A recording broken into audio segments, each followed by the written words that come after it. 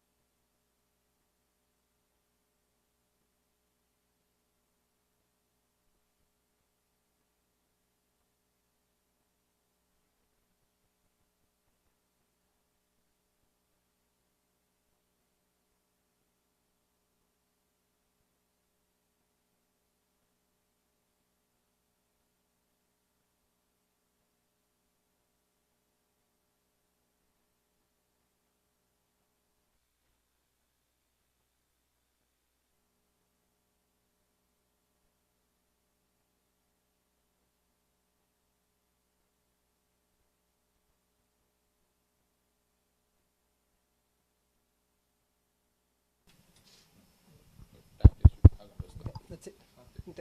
You will put it into live. Learn something. Nijanga, Vyas, I will be your assistant. I want to learn audio.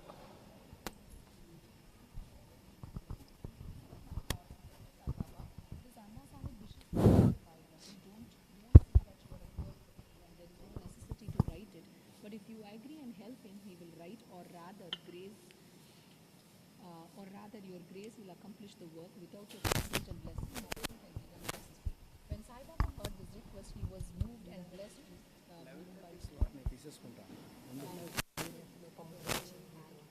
on my head said, let him make a collection of stories and experiences. Keep them on the list of I will read.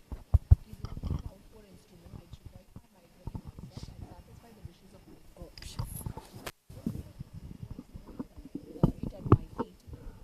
He who acts like this in life, it's him I help. One of my life stories, I serve in most small possible. He was completely any.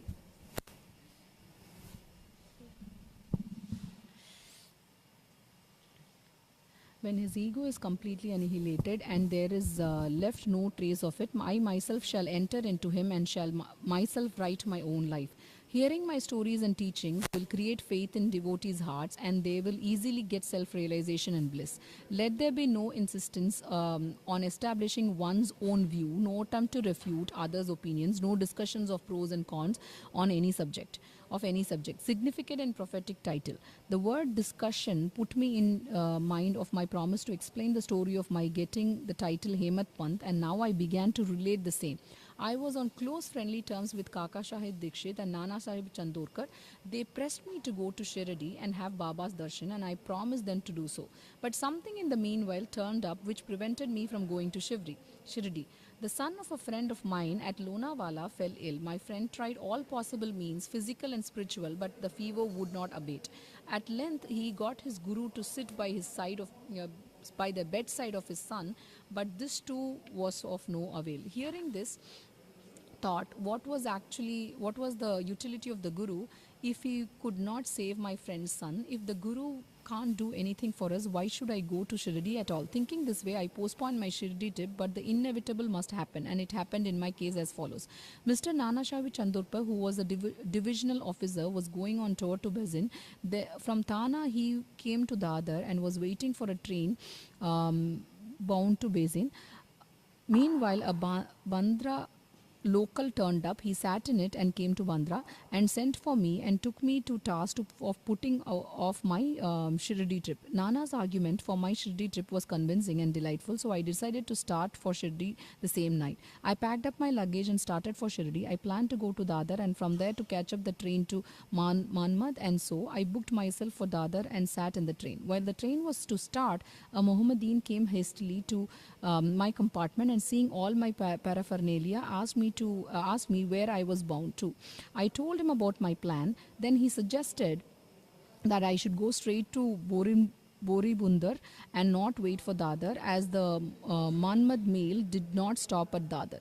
If this little miracle or Leela had not happened, I would not have reached Shirdi the next day as settled, and many doubts would have assailed me. But that was not to be. As fortune favored me, I reached Shirdi the next day before 9 or 10 a.m. Babu Shahid, that is Kaka Dikshit, was waiting for me there. This was in 1910, when there was only one place, Sateswada, for lodging pilgrims devotees. After alighting from the Tonga, I was anxious to have darshan where the devotees, when the great devotee Tatya Sahib Nulkar returned from masjid and said bye Sai Baba at the corner of the Wada, and that I should first get the preliminary darshan and then after bath see him at leisure. Hearing this, I ran and prostrated before Baba, and my joy knew no bounds. I found more than what Nana Chandorkar had told me. All my senses were satisfied, and I forgot my thirst and hunger. The moment I touched Sai Baba's feet, I began a new lease of life. I felt myself much obliged to those who spurred and helped me to get darshan, and I considered them as my real relatives, and I cannot repay their debt.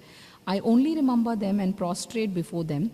The peculiarity of Sai Baba's darshan, as I found, is that his darshan, our thoughts are changed. The force of previous actions is abated, and gradually non-attachment or dispassion towards worldly objects grows up. It is by the merit of actions in my many past births that such darshan is got, and if only you see Sai Baba, all the world assumes the form of Sai Baba. Hot discussion. On the first day of my arrival in Shirdi, there was a discussion between me and Bala Sahib Bate. regarding the necessity of a guru, I contended, why should we lose our freedom and submit to others? When we have to do our duty, why a guru is necessary? One must try his best and save himself. What can guru do to a man who does nothing but sleeps indolently? Thus I pleaded free will, while Mr. Bhate took up the other side, destiny, and said, whatever is bound to happen must happen. Even great men have failed. Man proposes one way, but God disposes the other way. Brush aside your cleverness, pride, or egoism won't help you. This discussion, with all its pros and cons, went on for an hour or so, and as usual, no conclusion was arrived at. We had to stop the discussion ultimately as we were exhausted. The net result of this was that I lost my peace in mind and found that unless there is strong body consciousness and egoism, there would be no discussion. In other words, it is egoism which breeds discussion. Then, when we went to masjid with others, Baba asked Kaka Sahib Dikshit the following: what was going on in Satez Wada? What was the discussion about? And staring at me, Baba further added, what did this Hemat Pant say? Hearing these words, I was much surprised. The masjid was at considerable distance from Satez Wada, there where I was staying, and the discussion was going on. How could Baba know our discussion unless he was omniscient and inner ruler of all of us? I began to think why Sai Baba should call me by the name Hemat Pant. This word is a distorted form of Hemadri Pant. This Hemadri Pant was a well-known minister of the kings Mahadev and Ramadev of Devgiri of the Yadav dynasty. He was very learned, good-natured, and the author of works such as Chatruvarga Chintamani, dealing with spiritual subject, and Raj Prashati. He invented and started new methods of accounts and the originator of Muti script, but I was quite the opposite, enormous and mediocre intellect.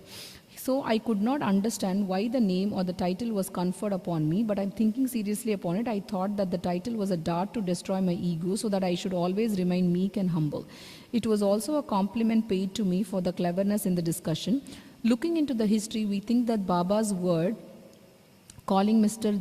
Dabolkar by the name Hemat Pant was significant and prophetic, as we find that he looked after the management of Sai Sanasthan very intelligently, kept all the accounts properly, and was also the author of such a good work of Sai Sacharita, which deals with such important and spiritual subjects: Jnana, Bhakti, dispassion, self-surrender, and self-realization. About the necessity of a guru, Hemat Pant has left no note, no memo about what Baba said regarding this subject, but Kaka Sahib Dikshit has published his notes regarding this matter. Next day, after Hemat Pant's meeting with Sai Baba, Kaka Sahib went to Baba and asked Baba where to go. Baba said, high up. Then the man said, where is the way? Baba said, there are many ways leading there. There is one way from here, Shirdi also. The way is difficult. There are tigers and wolves in the jungles on the way. I, Kaka Sahib, asked, but Baba, what if we take a guide with us? Baba answered, then there is no difficulty. The guide will take you straight to the destination, avoiding wolves, tigers, and ditches, etc. On the way, if there be no guide, there is danger of your being lost in the jungles or falling into the ditches. Mr. Dabolkar was present on this occasion, and he thought that this was the answer Baba gave to the question whether Guru was a necessity. And he thereupon took the hint that no discussion whether man is free or bound is of any use in spiritual matters, but on the contrary, real Paramartha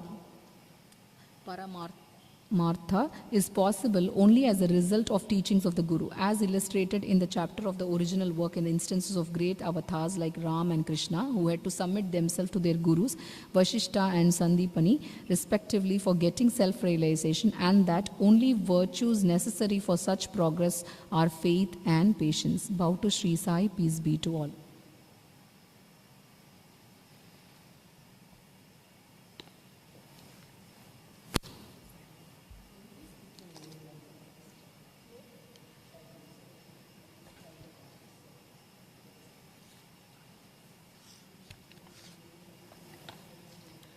Om Sai Ram, Chapter 3. Sai Baba's Sanction and Promise.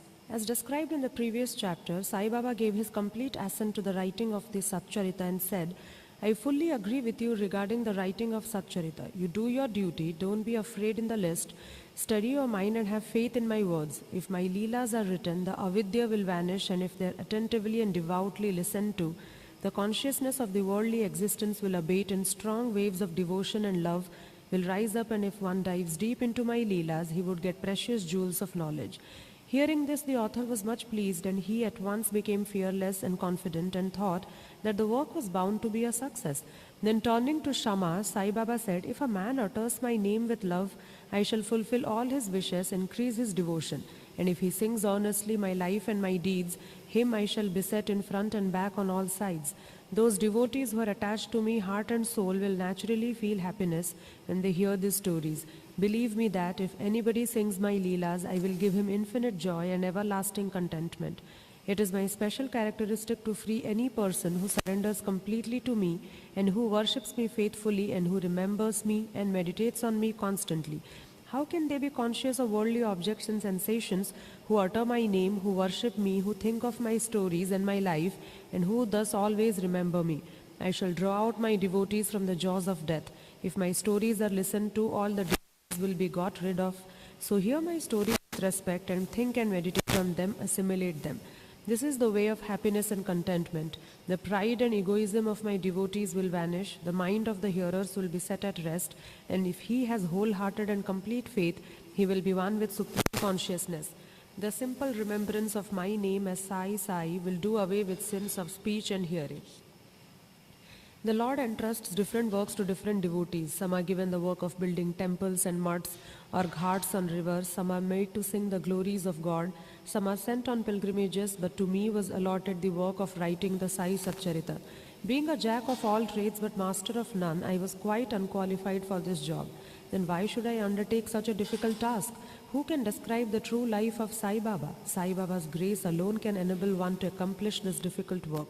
So, when I took the pen in my hand, Sai Baba took away my egoism and himself wrote his stories. The credit of relating these stories therefore goes to him and not to me.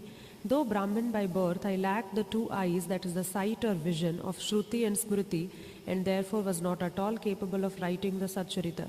But the grace of the Lord makes a dumb man talk, enables a lame man to cross a mountain.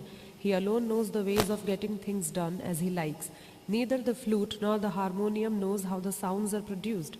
This is the concern of the player. The oozing of Chandrakant jewel and the surging of the sea are not due to the jewel and the sea, but due to the rising of the moon. Lighthouses are constructed at various places in the sea to enable the boatmen to avoid rocks and dangers and make them sail safely. Sai Baba's stories serve a similar purpose in the ocean of worldly existence. They surpass nectar in sweetness and make our worldly path smooth and easy to traverse. Blessed are the stories of the saints. When they enter our hearts through the ears, the body consciousness or egoism and the sense of duality vanish, and when they are stored in the heart in abundance, the description of Baba's pure fame and the hearing of the same with love will destroy the sins of the devotee, and therefore this is the simple sadhana for attaining salvation. The sadhana for Krita age was Samadama, for Treta age sacrifice, for Dwapara worship, and for Kali age it is singing of the name and glory of the Lord. This last sadhana is open to all the people of four varnas. The other sadhanas, yoga, tyaga, dhyana and dhyana dharana, are very difficult to practice, but singing and hearing the stories and the glory of the Lord is very easy. We have only to turn our attention towards them. The listening to and singing of the stories will remove the attachment to the senses and their objects, and will make the devotees dispassionate and will ultimately lead them to self-realization. With this end in view, Sai Baba made me write his stories as Satcharita. The devotees may now easily read and hear the stories of Sai Baba, and while doing so, meditate on him, his form, and thus attain devotion to Guru and God, get dispassion and self-realization. In the preparation and writing of this work, Satcharita, it is Sai Baba's grace which has accomplished everything, making use of me as a mere instrument. Everybody knows how a cow loves her infant calf. Her udder is always full, and when the calf wants milk and dashes at the udder, out comes the milk in an unceasing flow. Similarly, a human mother knows the wants of her child beforehand and feeds him at her breast in time. In case of dressing and adorning the child, the mother takes particular care to see that this is well done. The child knows or cares nothing about this, but the mother's joy knows no bounds when she sees her child well dressed and adorned. The love of the mother is peculiar, extraordinary and disinterested, and has no parallel. Sadgurus feel this motherly love towards their disciples. Sai Baba had the same love towards me, and I give an instance of it below.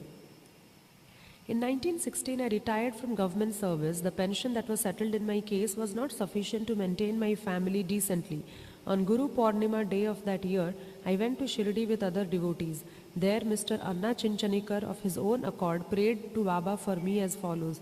Please look kindly at him. The pension he gets is quite insufficient. His family is growing. Give him some other appointment, remove his anxiety and make him happy. Baba replied, he will get some other job, but now he should serve me and be happy. His plates will be ever full and never empty. He should turn all his attention towards me and avoid the company of atheists, irreligious and wicked people. He should be modest and humble towards all and worship me with heart and soul. If he does this, he will get eternal happiness.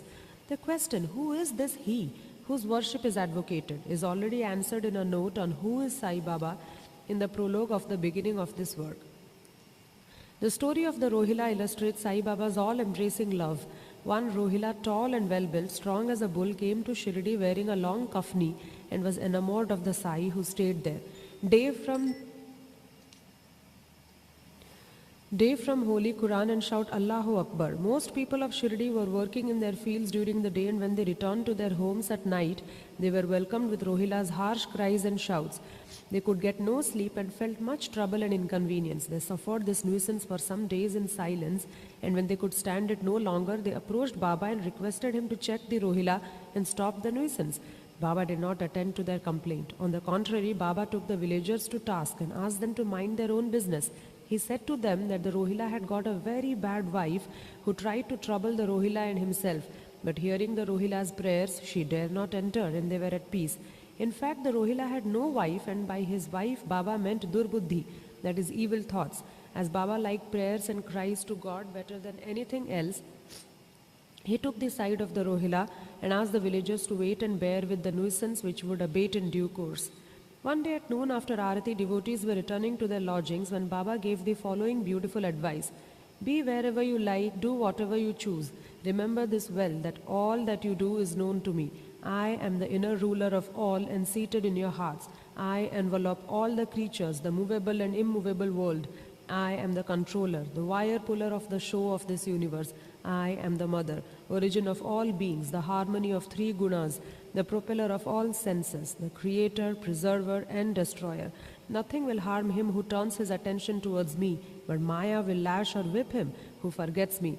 All the insects, ants, the visible, movable and immovable world is my body or form. Hearing these beautiful and precious words, I at once decided in my mind to serve no man henceforth but my Guru only. But the reply of Baba to Anna Chinchanikar's query that I would get some job began to revolve in my mind, and I began to think whether it would come to happen. As future events showed, Baba's words came true and I got a government job, but that was of short duration. Then I became free and devoted myself solely to the service of my Guru Sai Baba. Before concluding this chapter, I request the readers to leave out the various hindrances, that is indolence, sleep, wandering of mind, attachments to senses, and turn their whole and undivided attention to these stories of Sai Baba. Let their love be natural, let them know the secret of devotion, let them not exhaust themselves by other sadhanas, let them stick to this simple remedy, that is listening to Sai Baba's stories. This will destroy their ignorance and will secure for them salvation. A miser may stay at various places, but he constantly thinks of his buried treasure. So let Sai Baba be enthroned in the hearts of all. In the next chapter, I shall speak of Sai Baba's advent in Shirdi. Bow to Sri Sai, peace to be all. Chapter 4, Sai Baba's first advent in Shirdi. In the last chapter, I described the circumstances which led me to write Sai Satcharita. Let me now describe the first advent of Sai Baba in Shirdi. Lord Krishna says in Bhagavad Gita, whenever there is a decay of dharma and an ascendancy of unrighteousness, I manifest myself for the protection of the virtuous and the destruction of the vicious, and for the establishment of righteousness. I manifest myself age after age. This is the mission of the Lord and the sages and saints who are his representatives and who appear at appropriate times and work in their own way to fulfill that mission. For instance, when the twice born, that is the Brahmins, the Kshatriyas and the Vaishyas, neglect their duties, and when the Shudras try to usurp the duties of other classes, when spiritual preceptors are not respected but humiliated, when nobody cares for religious instructions, where everybody thinks himself very learned, when people begin to partake of forbidden foods and intoxicating drinks, When under the cloak of religion people indulge in malpractices, when people belonging to different sects fight among themselves, and when Brahmins fail to do Sandhya adoration and the Orthodox leave their religious practices, when yogis neglect their meditation, when people begin to think that wealth, progeny, wife are their sole concern and thus turn away from the true path of salvation, then saints appear and try to set matters right by their words and action. They serve us as beacon lights and show us the path and the right way for us to follow.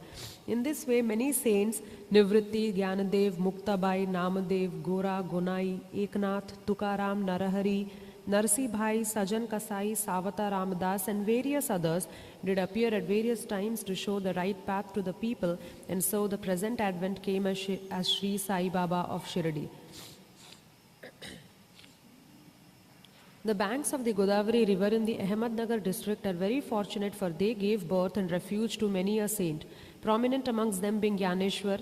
Shirdi also falls in the Kopargaon Taluka or the Ahmednagar district.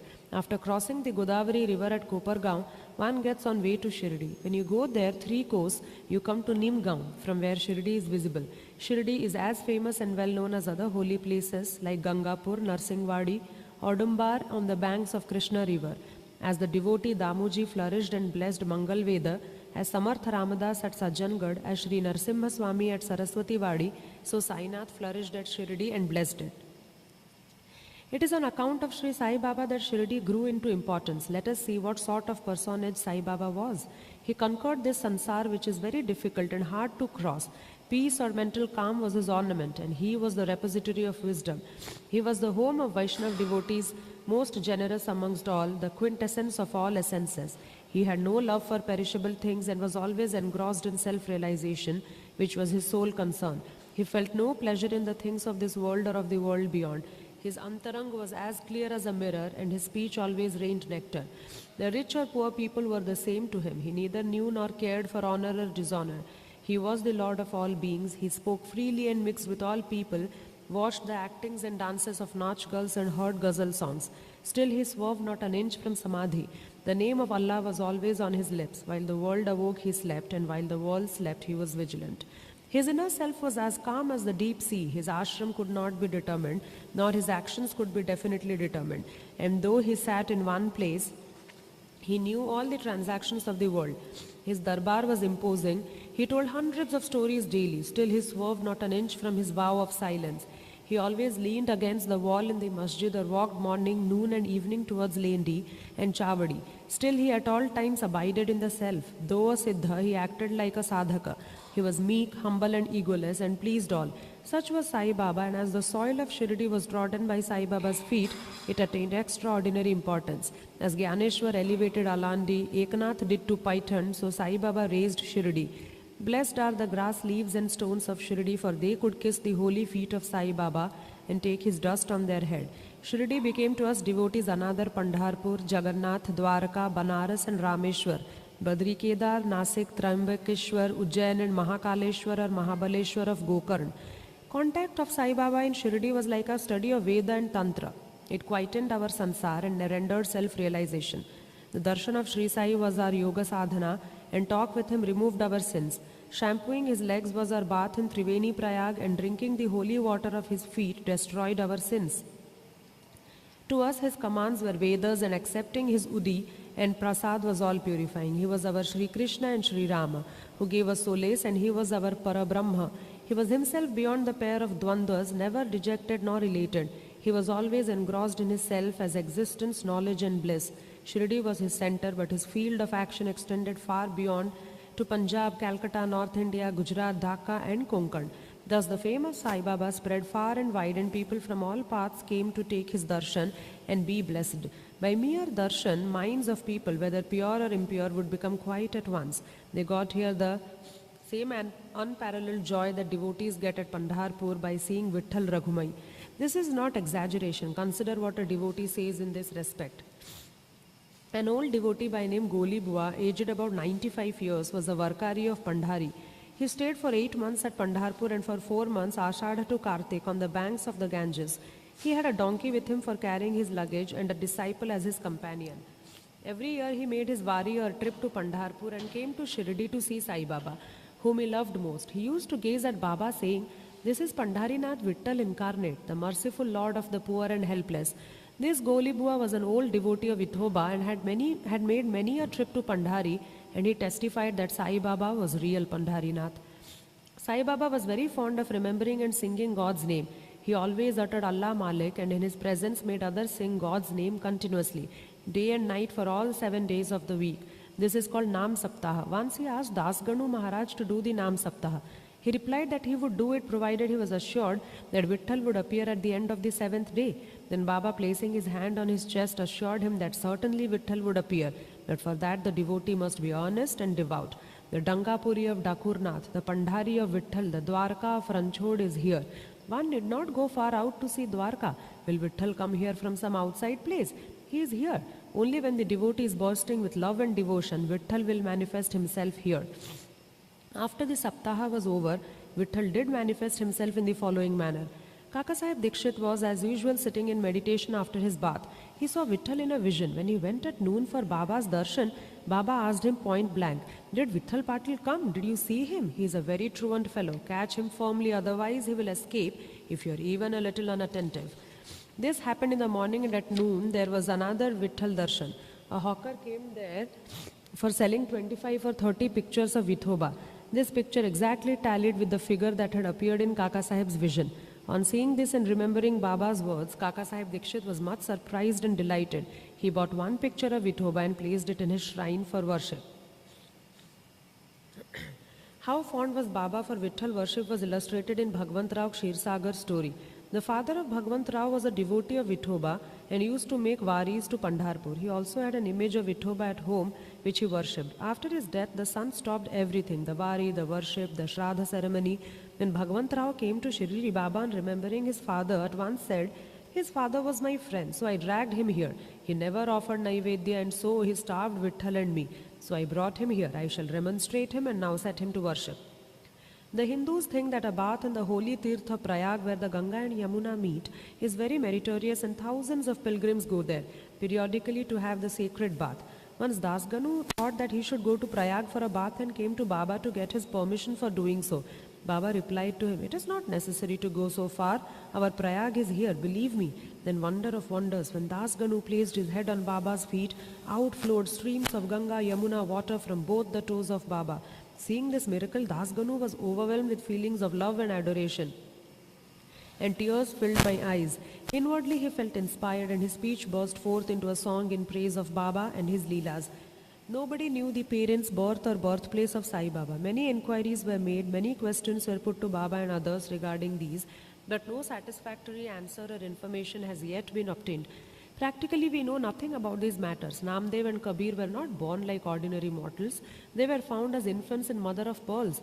Namdev we found on the bank Bhimarathi river by Gonai, and Kabir on the bank Bhagirathi river by Tamal.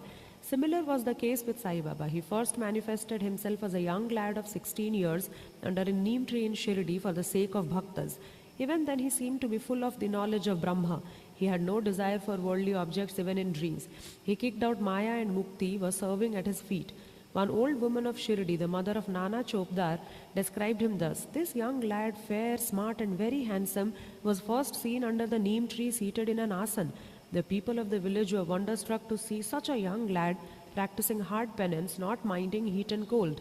By day he associated with none, by night he was afraid of nobody. People were wondering and asking whence this young chap had turned up. His form and features were so beautiful that a mere look endeared him to all. He went to nobody's door, always sat near the neem tree. Outwardly he looked very young, but by his action he was really a great soul. He was the embodiment of dispassion and was an enigma to all. One day it so happened that God Khandoba possessed the body of some devotee, and people began to ask him, "Deva, you please inquire what blessed father's son is this lad, and whence did he come?" God Khandoba asked them to bring a pickaxe and dig in a particular place. When it was dug, bricks were found underneath a flat stone. When the stone was removed, a corridor was seen in which 4 samais were burning. The corridor led to a cellar where cow-mouth shaped structures, wooden boards, rosaries were seen. Khandoba said, "This lad practiced penance here for 12 years. When the people began to question the lad about this, he put them off by telling them that this was his guru's place, his holy watan, and requested them to guard this well. The people then closed the corridor as before. As Ashwatha and Audumbar trees are held sacred, Baba regarded this neem tree equally sacred and loved it most. Malsapati and other Shirdi devotees regard this site as the resting place of Baba's Guru and prostrate before it. The site with the neem tree and surrounding space was bought by Mr. Harivinayak Sathe, and on this site a big building styled Sathe's Vada was erected. This Vada was the sole resting place for pilgrims who flocked there. A platform was built around the neem tree and lofts with steps were constructed. Under the steps there is a niche facing south and devotees sit on the par facing north. It is believed that he who burns incense there on Thursday and Friday evenings will by God's grace be happy. This Vada was old and dilapidated and needed repairs. The necessary repairs, additions and alterations have been made now by the Sansthan. Then after some years, another Vada, Dikshit's Vada, was constructed. Kaka Sahib Dikshit, solicitor of Mumbai, had gone to England. He had injured his leg in an accident there. The injury could not be got rid of by any means. Nana Sahib Chandorkar advised him to see Sai Baba. So he went to Sai Baba in 1909 and requested him to cure the lameness of his mind rather than that of his leg. He was so much pleased with the darshan of Sai Baba that he decided to reside in Shirdi. So he built a Vada for himself and other devotees. The foundation of this building was laid on 12/12/1910. On this day, two other important events took place. Mr. Dada Sahib Khaparade was given permission to return home, and the night Aarati at the Chavdi was started. The Vada was completed and was inhabited on the Ram Navami day in 1911 with due rites and formalities. Then another Vada or palatial mansion was put up by the famous millionaire Mr. Booty of Nagpur. A lot of money was spent on this building, but it was all well utilized as Sai Baba's body is resting in this Vada, which is now called the Samadhi Mandir. The site of this mandir formerly had a garden which was watered and looked after by Baba. 3 Vadas thus came up where there was none formerly. Of this, Sathe's Vada was most useful to all in the early days. The story of the garden, which was attended by Sai Baba with the help of Vaman Tatya, the temporary absence of Sai Baba from Shirdi and his coming again to Shirdi with the marriage party of Chand Patil, the company of Devidas, Jankidas and Gangagir, Baba's wrestling match with Mohiddin Tamboli, residing in the masjid, love of Mr. Dengle and other devotees and other incidents will be described in the next chapter. Bow to Sri Sai, peace to be all. Om Sai Ram.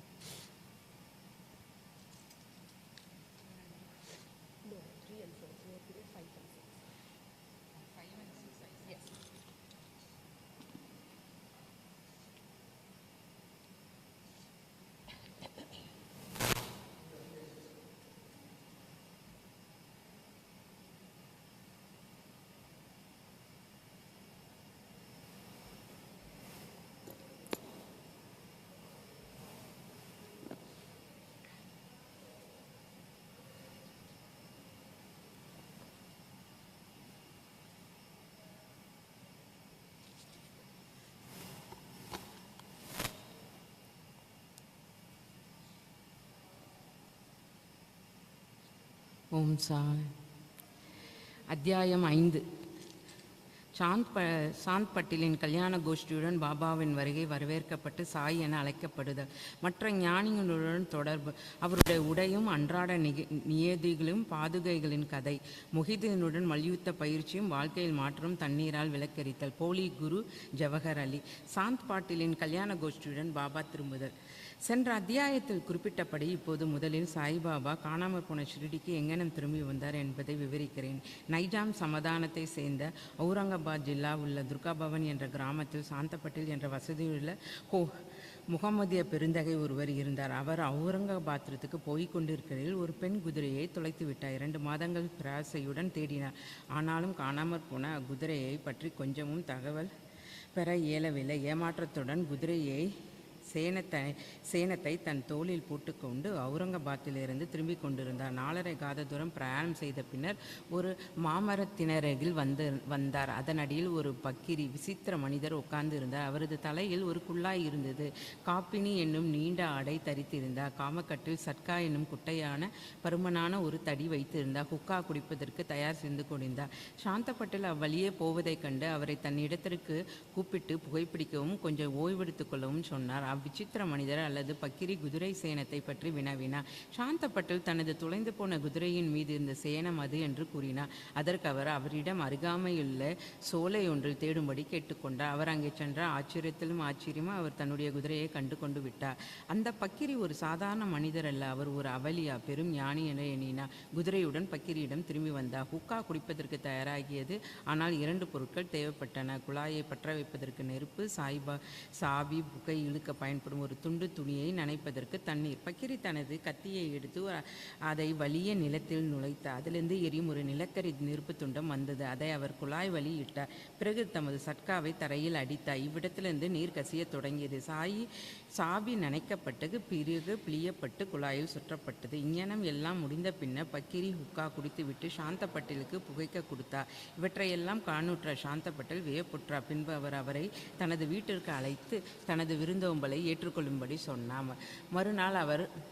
மறுநாள் அவர் பாட்டில் வீட்டிற்கு சென்று சில நாள் தங்கியிருந்தார். பாட்டில் துப்கவான் கிராமத்தின் அதிகாரி. அவருடைய மனைவியின் சகோதரரது புதல்வன் கல்யாணம் செய்யப்படவிருந்தார். ஷிரடியிலிருந்து மணப்பெண் தேர்ந்தெடுக்கப்பட்டிருந்தாள். எனவே ஷிரடிக்கு புறப்படுவதற்கு பாட்டில் ஆயுதங்கள் செய்ய துவங்கினார். பக்கிரியும் கல்யாண கோஷ்டியுடன் கூட வந்தார். கல்யாணமும் எவ்வித சிரமமும் இன்றி முடிவடைந்து கோஷ்டியும் துப்பாவனிற்கு திரும்பியது. ஆனால் பக்கிரி மாத்திரம் ஷிரடியிலேயே இருந்தார். பின்னர் அங்கேயே நிரந்தரமாக தங்கினார். சாயி என்னும் பெயரை பக்கிரி எப்படி அடைந்தார்? கல்யாண கோஷ்டி ஷிரடி அடைந்ததும் காண்டோபா கோவிலுக்கு அருகில் உள்ள ஆலமரத்தடியில் வந்து தங்கினார். காண்டோபா கோவிலின் பரந்த வெளியில் வண்டிகள் அவிழ்ந்து விடப்பட்டிருந்தன.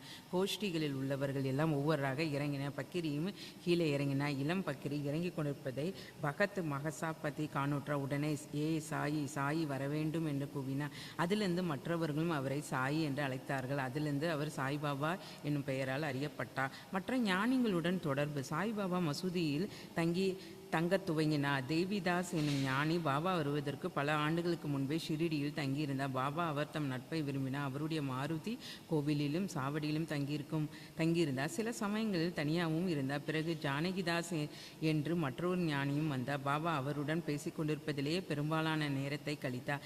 அன்று ஜானகிதாஸ் பாபா தங்கியிருந்த இடத்திற்கு செல்வார். அங்கனமே புன்தாம் பேயின் நின்று இல்லத்திலிருந்து வசிய ஞானியான கங்காகீர் எப்போதும் ஷிரடிக்கு வந்தார். சாய்பாபா தம் 2 கைகளாலும் தண்ணீர் குடத்தை தோட்டத்திற்கு நீர் பாய்ச்சுவதற்காக எடுத்துச் சென்றபோது முதலாக அவரை கண்ட கங்காகீர் ஆச்சரியப்பட்டு வேந்து கூறியதாவது: ஷிரடி ஆசீர்வதிக்கப்பட்டது. அது விலைமதிக்க முடியாத வைரத்தை பெற்றிருக்கிறது.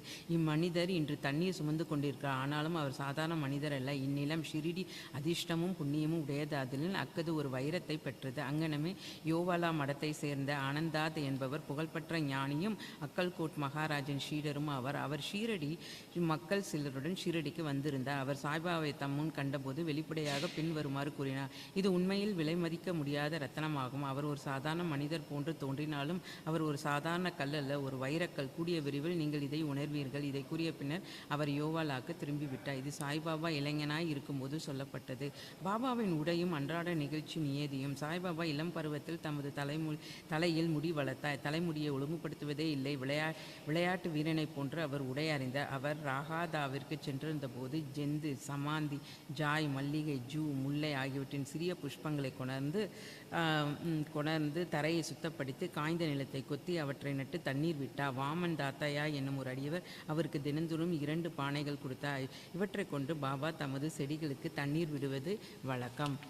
கிணற்றிலிருந்து நீர் இறைத்து மட்கூட்டங்களை தாமே தோளில் சுமந்து தூக்கி செல்வார்.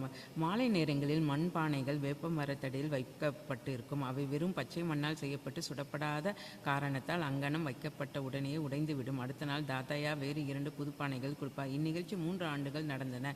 சாய்பாபாவின் கடின பயிற்சி, உழைப்பு ஆகியவற்றினால் ஒரு பூந்தோட்டம் வளர்ந்தது.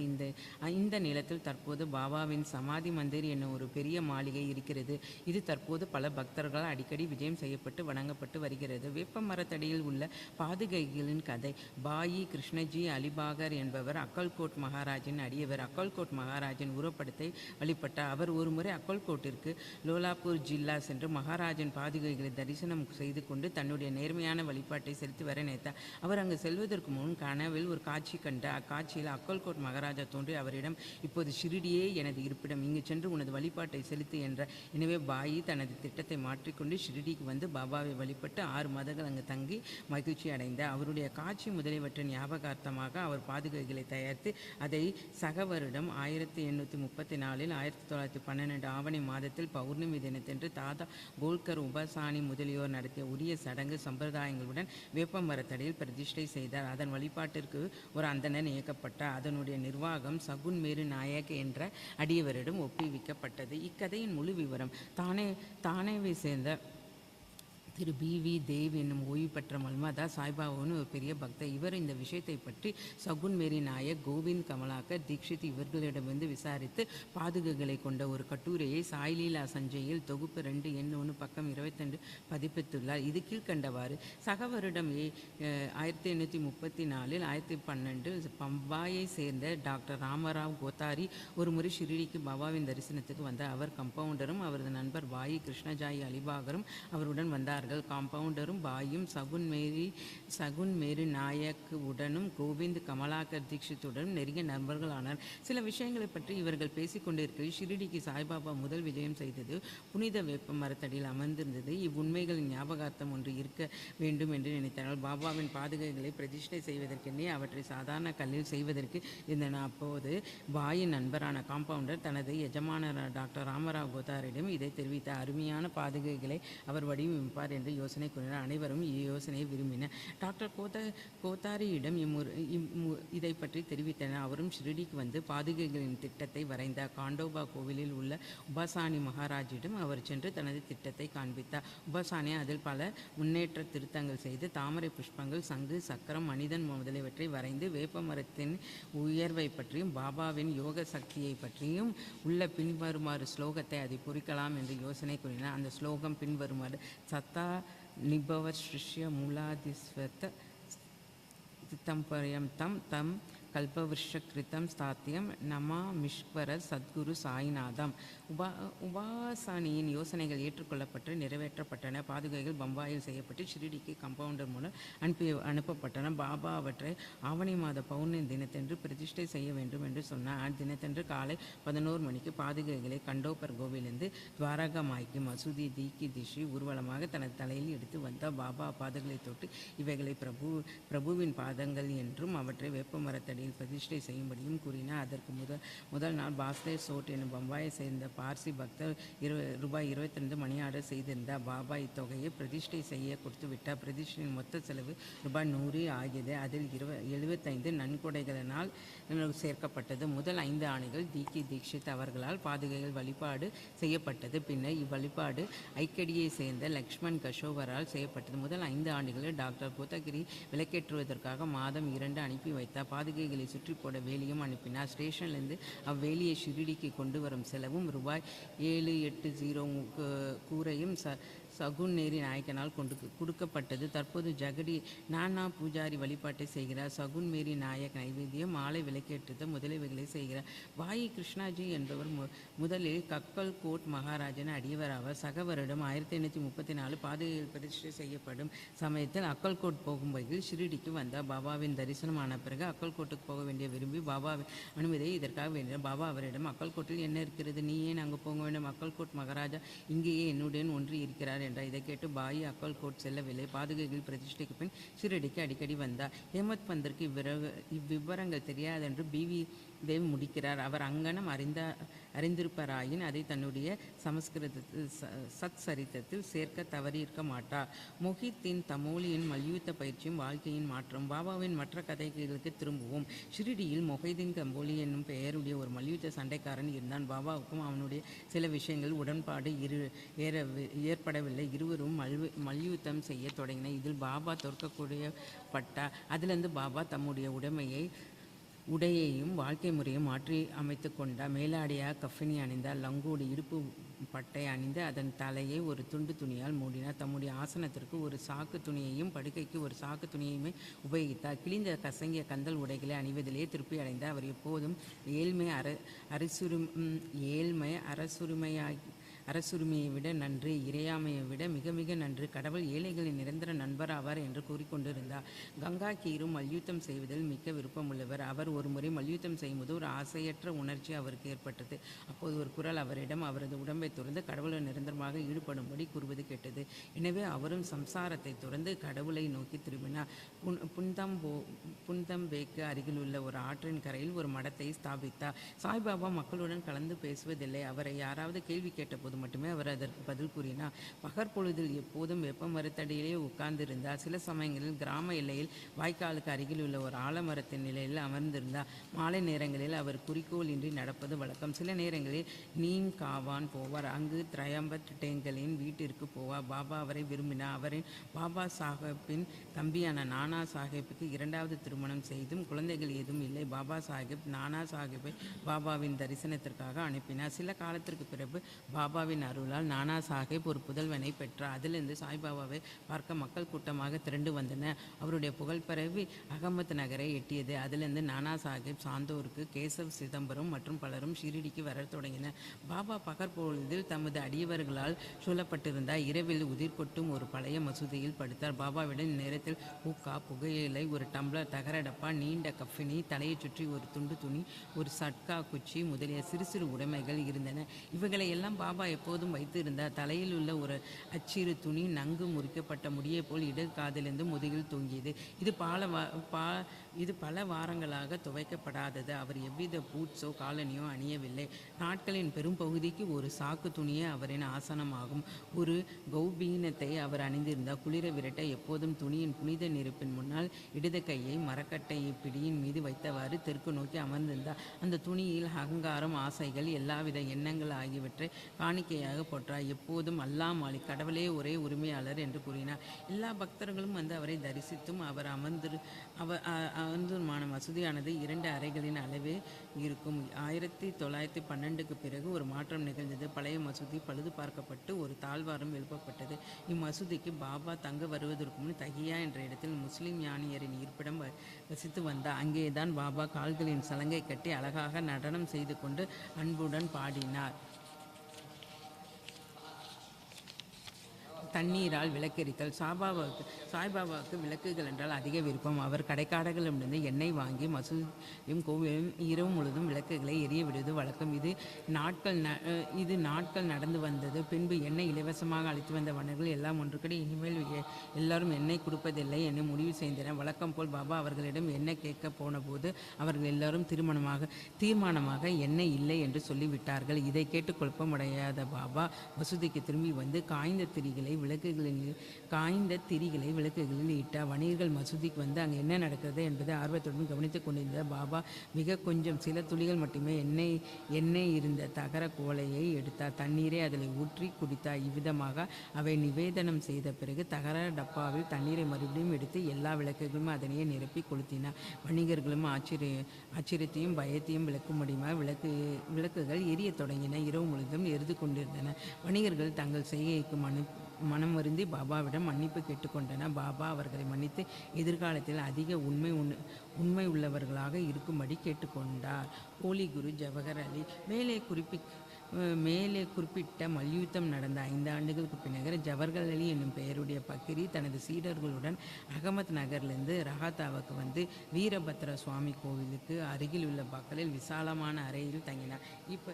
இப்பக்கிரி படித்தவர், குரான் முழுவதையும் ஒப்பிக்கும் ஆற்றல் உடையவர், இனிமையான நாவுடையவர். கிராமத்தில் சேர்ந்த பல மதம் பற்றும் பக்தியும் உடைய மக்கள் அவரிடம் வந்து மரியாதை செய்ய தொடங்கினர். அவர் அந்த கிராம மக்கள் உதவியுடன் வீரபத்ரர் கோவிலுக்கு அருகில் வந்து ஈத் தினத்தன்று முகமதியர் தொழும் இடத்தில் முன்புள்ள சவர் கட்டத் தொடங்கினர். இவ்விஷயத்தை பற்றி பல சர்ச்சைகள் உண்டானதால் ஜவஹர் அலி ரஹாத்தாவிற்கு விட்டு புறப்பட வேண்டியதாயிற்று. பிறகு அவர் ஷிரடிக்கு வந்து பாபாவுடன் மசூதியில் தங்கினார். அவருடைய இனிமையான வாக்குகளால் மக்களை கவர்ந்தார். பாபாவை தன்னுடைய சீடர் என்று அவர் கூறத் தொடங்கினார். பாபாவும் அதை மறுக்கவில்லை. அவரின் சீடராக இருக்க சம்மதித்தார். குரு சீடர் இருவரும் ராகத்தாவுக்கு திரும்பி அங்கு வசிக்க முடிவு செய்தனர். குரு சீடரின் மதிப்பை அறிந்திருக்கவே இல்லை. ஆனால் சீடர் குருவின் குற்றங்களை உணர்ந்திருந்தார். எனினும் அவரை மதிக்காமல் இருந்ததிலே பாபா தமது கடமைகளை கவனத்துடன் ஆற்றிக்கொண்டு வந்தார். தமது குருவிற்கு பல்வேறு விதங்களில் பணிபுரிந்தும் வந்தார். ஷீரடிக்கு அவர்கள் அடிக்கடி வருவது வழக்கம். ஆனால் அவர்களது முக்கிய இருப்பிடம் ராகத்தாவாகும். ஷீரடியில் உள்ள பாபாவின் அன்பு சீடர்கள் பாபா அவர்களை விட்டு ராகத்தாவில் தங்கியிருப்பதை விரும்பவில்லை. எனவே அவர்கள் ஒரு கூட்டமாக ராகத்தாவுக்கு சென்று பாபாவை ஈத்காவுக்கு அருகில் சந்தித்து தங்களை வந்த காரணத்தை கூறினார்கள். பாபா அவர்களிடம் பக்கிரி ஒரு கோபக்கார குணங்கட்ட மனிதர் என்றும் தான் அவரை விட்டு வர முடியாது என்றும், எனவே பக்கிரி வருவதற்குள் எல்லோரும் திரும்பி விடுவது நல்லது என்று கூறிக்கொண்டிருந்தார். அப்போது பக்கிரி திரும்பி வந்து தனது சீடனை அவர்களுடன் அழைத்துச் செல்ல முயன்றதாக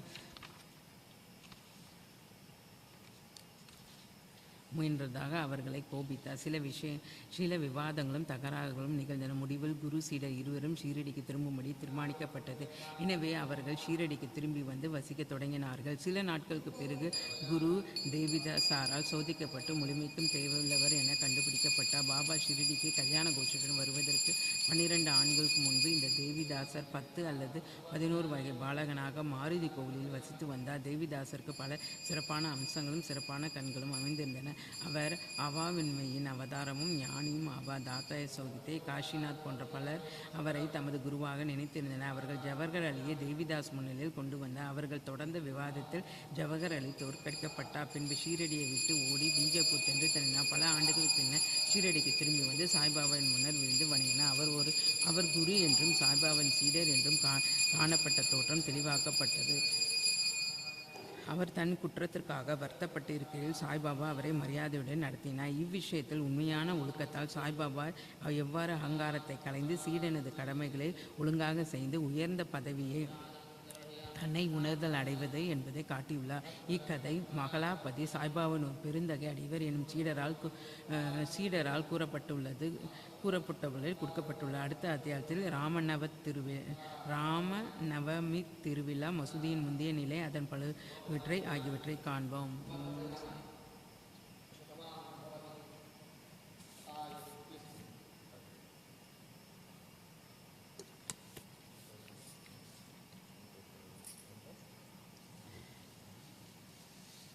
அத்தியாயம் 6. குருவின் கை தீண்டலினால் ஏற்படும் பயன். ராம நவமி திருவிழா, அதன் ஆரம்பம், மாறுதல்கள் முதலியன. மசூதி பழுது பார்த்தல்.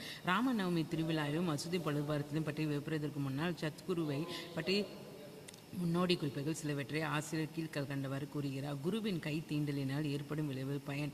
எங்கே உண்மை அல்லது சத்குரு வழிகாட்டியாக இருக்கிறாரோ அங்கே உலக பெருங்கடலுக்கு அப்பால் நம்மை பத்திரமாகவும் எளிதாகவும் அவர் நிச்சயம் அழைத்துச் செல்வார். சத்குரு என்னும் சொல்லானது நமது மனத்திற்கு சாய்பாவை கொணர்கிறது. எனக்கு முன்னால் அவர் நின்று கொண்டிருப்பது போன்றும், உதி என்றும் திருநீற்றை எனது நெற்றையில் இடுவதைப் போன்றும், அவரது ஆசிகள் நல்கும் கரத்தை என் தலைமீது வைப்பது போன்றும் தோன்றுகிறது. எனது இதயம் மகிழ்ச்சியால் நிரம்புகிறது. அன்பு என்பது கண்களில் இருந்து பொங்கி வழிகின்றது. குருவின் கரம் தீண்டுதலின் சக்தியானது வியக்கத்தக்கதாகும். உலகை அழிக்கும் நெருப்பால் அழிக்கப்படாத எண்ணங்களும் ஆசைகளும் உடைய இந்த நுட்பமான உடம்பு குரு சாதாரணமாக கரம் தீண்டுவதிலே அழிக்கப்பட்டு விடுகிறது. முந்தைய பல பிறவைகளில் உண்டான பல பாவங்களும் சுத்தமாக அடித்து செல்லப்படுகின்றது. மதங்கள் கடவுளை பற்றிய பேச்சுகளை கேட்ட உடனேயே சஞ்சலப்படுபவர்களின் பேச்சை கூட அமைதி அடைகிறது. சாய்பாவின் சந்திர ரூபத்தை பார்த்தாலே மகிழ்ச்சியால் நமது தொண்டை அடைகிறது.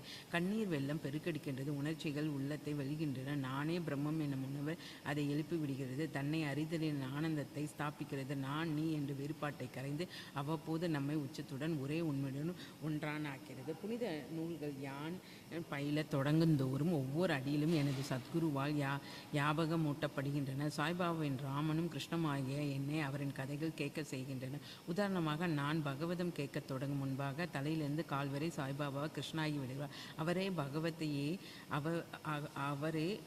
பகவத்தையே உத்வதிகீதையே கிருஷ்ண பரமாத்மா தன் ஷீடர் உத்வருக்கு அளித்த உபதேசங்கள் மக்களின் நன்மைக்காக பாடுகிறார் என்றும் நினைக்கிறேன். நான் உரையாட துவங்கும் போது உடனே சாய்பாபாவின் கதைகள் உரிய விளக்கங்கள் தருவதற்கு ஏதுவாக என் நினைவிற்கு வருகின்றன. எதையாவது நான் எழுத தொடங்கும் போது சில வார்த்தைகளையோ சில வாக்கியங்களையோ என்னால் எழுத முடியாது. ஆனால் அவராக என்னை எழுதச் செய்தும் நான் எழுதி கொண்டே இருக்கிறேன். அதற்கு ஒரு முடிவில்லை. சீடனின் அகங்காரம் தலையெடுக்கும் போது அவர் தம் கரங்களால் அதை கீழே இறக்கி நிலைக்கு தமது சக்தியை கொடுத்து அவனது குறிக்கோளை எய்தும்படி செய்கிறார்.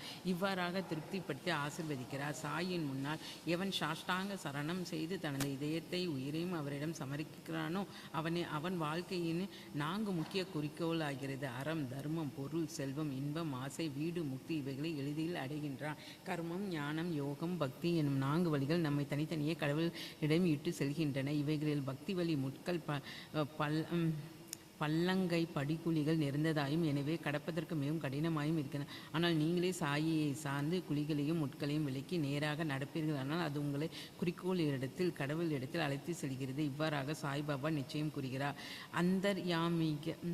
அந்தர்யாமியமாய் இருக்கின்ற பிரம்மத்தை பற்றியும் இவ்வுலகத்தை படைத்த அவரின் சக்தியை பற்றியும் மாயை அவ்வாறு உண்டாக்கப்பட்ட இவ்வுலகத்தை பற்றியும் தத்துவம் பேசி அவை 3 முடிவில் ஒன்றே என்றும் எடுத்துரைக்கும் பின்னர் பக்தர்கள் நலனுக்காக உத்தரவாதம் அளிக்கும் கீழ்கண்ட சாய்பாபாவின் மொழிகளில் ஆசிரியர் கூறுகிறார்.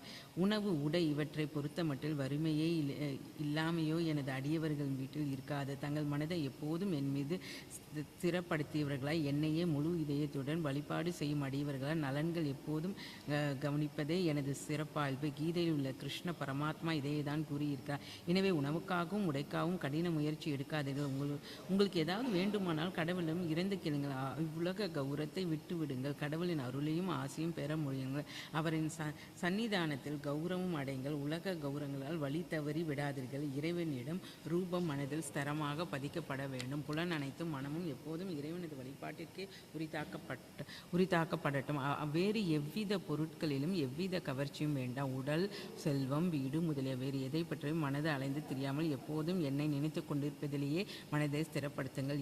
அப்போது அது அமைதியாகவும் அடக்கமாகவும் கவலையற்றும் இருக்கும். பல நல்ல பழக்கங்கள் மனம் ஈடுபட்டு இருக்கும். அதுவே அடையாளம். மனது அலையும் தன்மை உடையாய் இருந்தால் அது நன்றாக ஒன்றிவிட்டது என்று கூற இயலாது. இம்மொழிகளை குறிப்பிட்ட பிறகு ஷீரடியில் நடக்கும் ராம நவமி திருவிழாவின் கதையை ஆசிரியர் குறிப்பிட்டார். ஷீரடியில் கொண்டாடப்பட்ட திருவிழாக்களில் ராம நவமி மிக பெருந்தகையால் சாய் லீலா சஞ்சையில் வருடம் 1925 பக்கம் 1097 பதிப்பான மற்றொரு முழு விவரமும் இதில் குறிப்பிடப்பட்டு 2 நிகழ்ச்சிகளின் கூட்டு விவரமும் இங்கே கொடுக்கப்படுகிறது. தோற்றம். கோபர் காவலின் நில அளவைத் துறையில் சர்வேயராக இருந்தவர் கோபால்ராவ் குண்ட் ஆவார். அவர் பாபாவின் பெரிய அடியவர் ஆவார். அவருக்கு 3 மனைவிகள் இருந்தும் ஒரு குழந்தையும் இல்லை. சாய்பாபாவின் அருளால் அவருக்கு ஆண் குழந்தை பிறந்தது. அவர் மகிழ்ச்சியினால் 1997 அவருக்கு ஒரு திருவிழா அல்லது உருஸ் முஸ்லிம் ஞானியரின் நினைவு தினம் கொண்டாடும் எண்ணம் உதித்தது. தாத்தையா பாட்டில், தாதா கோத்தே பாட்டில், மாதவராவ் தேஷ்பாண்டே போன்ற மற்ற ஷிரிடி அடியவர்களும் கோபால்ராவ் தனது எண்ணத்தை வெளியிட்டார். அவர்கள் எல்லாரும் இந்த யோசனைக்கு உடன்பட்டு சாய்பாபாவின் அனுமதியும் ஆசையும் பெற்றனர். இவ்விழாவை கொண்டாடுவதற்கு கலெக்டரின் அனுமதி பெறுவதற்கு விண்ணப்பம் செய்யப்பட்டது. ஆனால் கிராம குல்கர்னி அதிகாரி திருவிழா நடத்துவதற்கு எதிரிடையாக தகவல் கொடுத்ததால் அனுமதி மறுக்கப்பட்டது. ஆனால் சாய்பாபா அதை ஆசீர்வதிப்பதால் அவர்கள் மறுபடியும் முயன்று முடிவாக வெற்றி பெற்றனர். சாய்பாபாவிடம் கலந்தாலோசித்த பிறகு உருஸ் தினம் ராம நவமி அன்று இருக்கலாம் என்று தீர்மானிக்கப்பட்டது. பாபா தமது நோக்கத்தில் ஏதோ ஒரு முடிவு வைத்திருந்ததாக தோன்றுகிறது. அதாவது ராமநவமி, உருஸ் என்ற 2 திருவிழாக்கள் அல்லது பண்டிகைகள் ஒன்றாக இணைந்திருப்பதென்பது ஹிந்து முஸ்லிம் ஆகிய 2 சமூகத்தினரையும் ஒற்றுமைப்படுத்துவதற்காக ஆகும். இக்குறிக்கோளை அடைந்ததை பிற்கால நிகழ்ச்சிகள் காட்டுகின்றன. திருவிழாக்கு அனுமதி கிடைத்தது. ஆனால் மற்ற கஷ்டங்கள் முளைத்தன. ஷிரிடி ஒரு கிராமம். அங்கு தண்ணீர் பஞ்சம் இருந்தது. ஷிரிடியில் 2 கிணற்றுகள் இருந்தன. உபயோகப்படுத்திய ஒரு கிணற்றில் நீர் வற்றிவிட்டது. மற்றொன்று உப்பு தண்ணீர். இதில் உப்பு தண்ணீரானது சாய்பாபா மலர்களை வீசியதன் மூலம் இனிமை பொருந்தியதாக மாற்றப்பட்டது. இக்கிணற்று தண்ணீர் போதாமையால் நெடுந்தூரத்திலிருந்து தோல் சாக்குகள் கிணற்றிலிருந்து தண்ணீர் கொண்டு வருவதற்கு தாத்தையாப்பாட்டில் ஏற்பாடு செய்ய வேண்டியிருந்தது. தற்காலிக கடைகள் கட்டப்பட்டு மல்யுத்த சண்டைக்கு ஏற்பாடு செய்யப்பட்டிருந்தது. கோபால்ராவ் குண்டிற்கு அகமது நகரை சேர்ந்த தாமு அண்ணா காசார் என்ற ஒரு நண்பர் இருந்தார். அவர் 2 மனைவிகளை திருமணம் செய்தும் பிள்ளையில்லா குறையில் அம்மாதிரியே மகிழ்ச்சியற்றவராக இருந்தார். அவரும் சாய்பாபாவினால் ஆசீர்வதிக்கப்பட்டு புதல்வர்களை அடைந்தார். இத்திருவிழாவின் ஊர்வலத்திற்காக ஒரு சாதாரண கொடி தயாரித்து கொடுக்கும்படி அவரை குண்டு தூண்டினார். நானே சாஹிப் நிமோன்கரை மற்றொரு எம்ப்ராய்டரி வேலை செய்யப்பட்டு கொடி தயாரித்து கொடுக்கும்படி தோண்டி அதில் வெற்றியும் பெற்றார். கிராமத்தில் திருவிழாவில் 2 கொடிகளும் ஊர்வலமாக எடுத்து செல்லப்பட்டு துவாரகமாயி என்னும் சாய்பாபாவினால் அழைக்கப்பட்ட மசூதியின் 2 முளைகளும் ஊன்றப்பட்டன. இது இன்றளவும் நடைபெற்று வருகிறது. சந்தனக்கூடு ஊர்வலம். இத்திருவிழாவில் மற்றொரு ஊர்வலம் துவக்கப்பட்டது. கொராலாவின் முகமதிய பக்தரான அமீர் ஷோக்கர் தலால் அவர்களால் இச்சந்தன ஊர்வலத்தின் எண்ணம் உருவானது. பெரும் முகமதிய ஞானியரை கௌரிக்கும் முகமாக இவ்வூர்வலம் நடைபெற்றது. இந்த ஊர்வலத்தில் சந்தன குளமும் சந்தன பொடியும் தாலி என்னும் தட்டுகளில் இடப்பட்டு பேண்டு வாத்தியம் மற்றும் இசை முழங்கி வர நறுமண பொருட்கள் முன்னால் புகைத்தை கொண்டு செல்ல கிராமத்தின் வழியாக எடுத்து செல்லப்பட்டது. மசூதிக்கு திரும்பிய பின்னர் தட்டுக்களில் உள்ளவை நிம்பார் என்னும் தொழுகை மாடத்தில் தெளிக்கப்பட்டு மசூதியின் சுவரில் கைகளால் பூசப்பட்டது. முதல் 3 ஆண்டுகளில் அமீர் ஷுக்கர் அவர்களால் இவ்வேலை மேற்பார்வையிட்டப்பட்டது. பின்னர் அவரது மனைவியால் பார்க்கப்பட்டது. அவர் ஒரே நாளில் முகமதியரால் சந்தனக்கூடு, இந்துக்களால் கொடிகளும் அருகருகில் சென்றன. இப்போதும் எவ்வித இடையூறுமின்றி அங்கனமே நடந்து கொண்டிருக்கிறது. ஏற்பாடு. சாய்பாபாவின் அடியவர்களுக்கு இந்த நாள் புனிதமானது, மிகவும் பிரியமானதும் ஆகும். பெரும்பாலான அடியவர்கள் கூடி விழாவை நிர்வாகத்தில் பங்கு வகித்தனர். எல்லா வெளி ஏற்பாடுகளும் தாத்தையா கோத்தை பாட்டில் பார்த்து கொண்டார். உள் நிர்வாகம் முழுவதும் சாய்பாபாவின் பக்தையான ராதா கிருஷ்ணமாயிடம் ஒப்புவிக்கப்பட்டது. அவ்விழாவின் போது அவளது இருப்பிடம் விருந்தாளிகள் நிறைந்திருந்தது. அவர்களது தேவைகளையும் விழாவிற்கு தேவையான பொருட்களையும் ஏற்பாட்டையும் அவர்கள் கவனித்தாக வேண்டும். மசூதி முழுவதும் அதன் சுவர், தரை முதலியவற்றை கழுவி சுத்தம் செய்து சாய்பாபாவின் அணையா விளக்கான துணியினால் கரிப்பிடித்து கருத்து போயிருக்கும் மசூதி சுவர்கள் எல்லாம் வெள்ளை அடிப்பதும் அவள் விருப்பமுடன் செய்து மற்றொரு வேலையாகும். இவ்வேளையை ஒரு நாள் விட்டு ஒரு நாள் சாய்பாபா சாவடிற்கு தூங்க போயிருக்கும் முந்தைய இரவில் செய்வார். துணி, அணையா நிரப்பு உட்பட எல்லா பொருட்களையும் எடுத்து கசடர கழுவி மசூதி சுவரை வெளியெடுத்த பின் முன்பு போல் திருப்பி வைத்திட வேண்டும். இத்திருவிழாவில் சாய்பாபாவிற்கு மிகவும் பிடித்த அம்சமான ஏழைகளுக்கு அன்னதானம் வழங்குதலும் ஒரு பெரும் நிகழ்ச்சியாகும். ராதா கிருஷ்ணமாயின் இருப்பிடத்தில் பெருமளவில் சமையலும் பல்வேறு வகையான உணவுப் பொருட்களும் இனிப்பு பதார்த்தங்களும் தயாரிக்கப்பட்டன. பல்வேறு செல்வந்தர்களான பக்தர்கள் இந்நிகழ்ச்சியில் பெரும் பங்கு வகித்தனர்.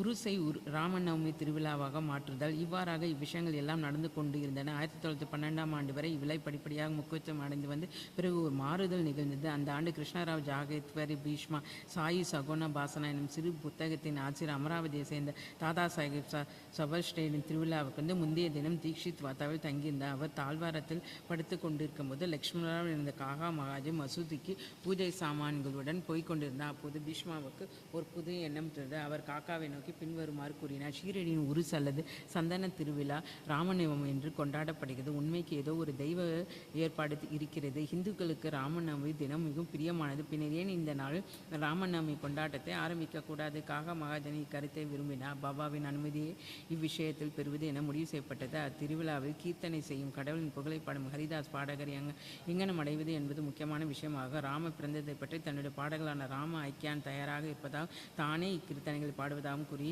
பீஷ்மா இப்பிரச்சனைக்கு தீர்வு கண்டார். காகா மகாஜனி அப்போது ஹார்மோனியம் வாசிக்க வேண்டும். ராதாகிருஷ்ணம் ஐயால் தயாரிக்கப்பட்ட சுண்டட்வா சர்க்கரை கலந்த இஞ்சி பொடி பிரசாதமாக பெறுவதற்கு ஏற்பாடு செய்யப்பட்டது. பின்பு அவர்கள் பாபாவின் அனுமதியை பெறுவதற்கு சென்றனர். அங்கு நடந்து கொண்டிருந்த எல்லாவற்றையும் அறிந்த பாபா வாதாவில் என்ன நடந்து கொண்டிருந்தது என்று மகாஜனியிடம் வினவினார். குழப்பமடைந்த மகாஜனி கேள்வியின் அர்த்தத்தை அறிய முடியாமல் அமைதியாக இருந்தார். பின்னர் பாபா பீஷ்மாவை அவர் என்ன சொல்கிறார் என்று கேட்டார். ராமநவமி திருவிழா கொண்டாடுவதன் கருத்தை அவர் தெரிவித்து பாபாவின் அனுமதியை கூறினார். பாபாவும் உடனே அனுமதி கொடுத்தார். எல்லோரும் மகிழ்ச்சியுற்று ஜெயந்தி விழாவிற்கு ஏற்பாடுகள் செய்ய தொடங்கினர். மறுநாள் மசூதி துணி ஜோடனையால் அலங்கரிக்கப்பட்டது. ராதா கிருஷ்ணமாயினால் ஒரு தொட்டில் கொடுக்கப்பட்டது. பாபாவின் ஆசனத்தின் முன்னர் அது வைக்கப்பட்டு நிகழ்ச்சிகள் ஆரம்பமாயின. பீஷ்மா கீர்த்தனைக்காக முன்னால் எழுந்து நின்றார். மகாஜனி ஹார்மோனியம் வாசித்தார். மகாஜனியை கூப்பிடும்படி சாய்பாபா ஒரு ஆளை அனுப்பினார். பாபா நிகழ்ச்சிகளை தொடர்ந்து நடத்துவதற்கு அனுமதிப்பார் என ஐயம் கொண்டு அவர் மகாஜனி போக தயங்கி கொண்டிருந்தார். ஆனால் அவர் போன பின் பாபா அவரை என்ன நடந்து கொண்டிருக்கிறது என்றும் தொட்டில் ஏன் அங்கு வைக்கப்பட்டிருக்கிறது என்றும் கேட்டார். அவர் மகாஜனி ராமநவமி திருவிழா துவக்கப்பட்டு இருக்கிறது என்றும் தொட்டில் அதற்காக வைக்கப்பட்டிருக்கிறது என்றும். அப்போது பாபா நிம்பாரிலிருந்து ஒரு மாலையை எடுத்து அதை அவர் கழுத்தில் இட்டு பீஷ்மாவுக்கு மற்றொரு மாலையை அனுப்பினார். கீர்த்தனை துவங்கியது. அது முடிவடைந்தது. ஸ்ரீ ராமருக்கு ஜெயம் என்ற கோஷம் வானை பிழைந்தது. குலால் எனும் சிகப்பு பொடி வாத்திய கோஷ்டத்திலேயே சுற்றலும் துவப்பட்டது. எல்லோரும் பெருமகிழ்ச்சி உற்றுவிற்கையில் ஒரு கர்ஜனை கேட்டது. கண்டபடி தூவப்பட்ட சேகு பொடியானது பாபாவின் கண்களுக்குள் சென்று விட்டது. பாபா கோபவேசம் அடைந்து பெருங்குழலில் திட்டவும் கடிந்து கொள்ளவும் ஆரம்பித்தார். இக்காட்சியால் மக்கள் பீதியடைய ஓட ஆரம்பித்தார்கள். பாபாவின் நன்கு அறிந்த அவருடைய நெருங்கிய பக்தர்கள் பாபாவின் கடிந்துரைகளையும் திட்டல்களையும் வேஷமிட்ட ஆசீர்வாதங்கள் என்று எடுத்துக்கொண்டனர். ராமர் அவதரித்தும் ராவணனையும் அகங்காரம் கொண்ட எண்ணங்கள் முதலிய அவனுடைய அரக்கர்களையும் கொள்வதற்காக பாபா கடுமையான கோப வேஷம் அடைந்து முறையே என அவர்கள் நினைத்த. மேலும் ஷீரடியில் ஏதாவது ஒரு புதிய வேலை ஆரம்பிக்கப்படுமானால் பாபா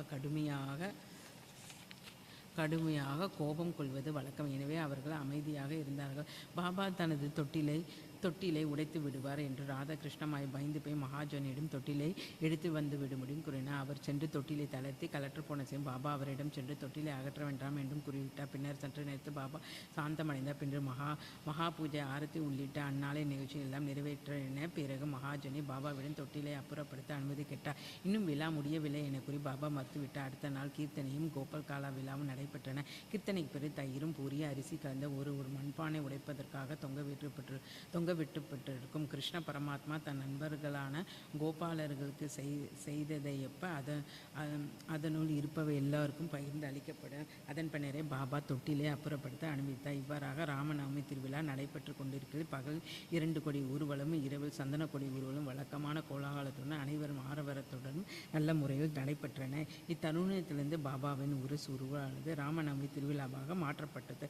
அடுத்த ஆண்டிலிருந்து 1913 ராமநவமி நிகழ்ச்சிகளை அதிகரிக்க ஆரம்பித்தன. ராதாகிருஷ்ணமாயி சித்திரை முதல் தேதியிலிருந்து சகாப்தம் செய்யும் இறைவனது புகழை தொடர்ந்து 7 நாட்கள் பாடி கொண்டிருப்பது ஆரம்பித்தார். எல்லோரும் முறை வைத்து பங்கெடுத்து கொண்டனர். அவளும் ஒரு சில நாட்கள் அதிகாலையில் கலந்து கொண்டாள். நாட்டின் எல்லா பகுதிகளிலும் ராமநவமி கொண்டாடப்படுவதால் ஹரிதாசை பாடகர் பெரும் கஷ்டமானது மீண்டும் உணரப்பட்டது. ஆனால் விழாவின் 5 அல்லது 6 நாட்களுக்கு முன் நவீன துக்காரம் என்றறியப்பட்ட பாலா புவாமாலியை தற்செயலாக மகாஜனி சந்தித்தார். அவரை அவ்வாண்டு கீர்த்தனை புரிய செய்தார். அடுத்த ஆண்டு 1914 சாதாரா ஜில்லா பிர்காட்சிஸ்த காடே நகரத்தை சேர்ந்த பால புவா சதார்கர் என்பவர் தமது நகரில் பிளேக் பரவி இருந்த காரணத்தால் அங்கு ஹரிதாசாக பாடகராக இயங்க முடியவில்லை. எனவே ஷிரடிக்கு வந்து காக்கா சாஹிப் மூலம் பெற்ற அனுமதியுடன் கீர்த்தனை செய்தனர். அவருக்கு முயற்சிக்கு போதுமான அளவு சன்மானம் கொடுக்கப்பட்டது. முனிவாக ஒவ்வொரு ஆண்டும் புதிய ஹரிதாஸ் ஒருவர் கிடைக்கப்பட்டு சிரமத்தை 1914 தஸ்கனு மகாராஜை இப்பணியில் சாய்பாபா நிரந்தரமாக நியமித்ததன் மூலம் தீர்த்தார். அந்நாளிலிருந்து தற்போது வரைக்கும் அவ்வேளையை தஸ்கானு வெற்றிகரமாகவும் சிறப்பான முறையில் நிறைவேற்றி வருகிறார். 1912 ஆண்டிலிருந்து ஒவ்வொரு ஆண்டும் திருவிழா படிப்படியாக வளரத் தொடங்கியது. சித்திரை 8ஆம் தேதியிலிருந்து 12ஆம் தேதி வரை ஷிரடி தேன்குட்டை போல மக்கள் திரளாக காட்சியளித்தது.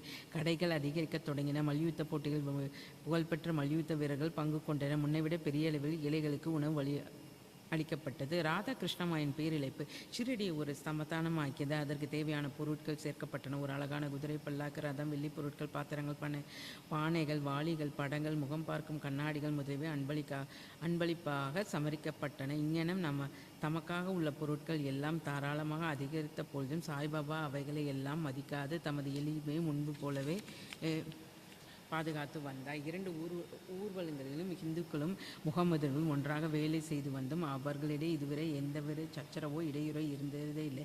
ஆரம்பத்தில் 5000 முதல் 7000 மக்கள் வரை கூடுதல் வழக்கமாக இருந்தது. ஆனால் அவ்வெண்ணிக்கை சில ஆண்டுகள் 75,000 அதிகரித்தது. எனினும் குறிப்பிட்டு சொல்லத்தக்க விதத்தில் எவ்வித கெத்து வியாதியோ கலகமோ கடந்த பல ஆண்டுகளாக ஏற்பட்டதுமே இல்லை. மசூது பழுது பார்த்த கோபால் ராவ் குண்டிற்கு மற்றொரு முக்கிய எண்ணம் உதித்தது. உருஸ் என்று அல்லது சந்தனக்கூடு விழாவை அவர் தொடங்கியதை போன்றே மசூதியை தாம் ஒழுங்குபடுத்த வேண்டும் என்று எண்ணினார். எனவே பழுது பார்க்க கற்களை சேகரித்து அதன் பக்கங்களை சமப்படுத்தவும் செய்தார். ஆனால் இப்பணி அவருக்கு அளிக்கப்பட்டதில்லை. இது நானா சாஹிப் சாந்தோருக்கு தாழ்வாரத்தில் வேலை காக்கா சாஹிப் தீட்சிற்கும் ஒதுக்கப்பட்டது. ஆனால் முதலில் பாபா இவ்வேலைகளை செய்ய அவர்களுக்கு அனுமதி அளிக்க மனமில்லாதவராய் இருந்தார்.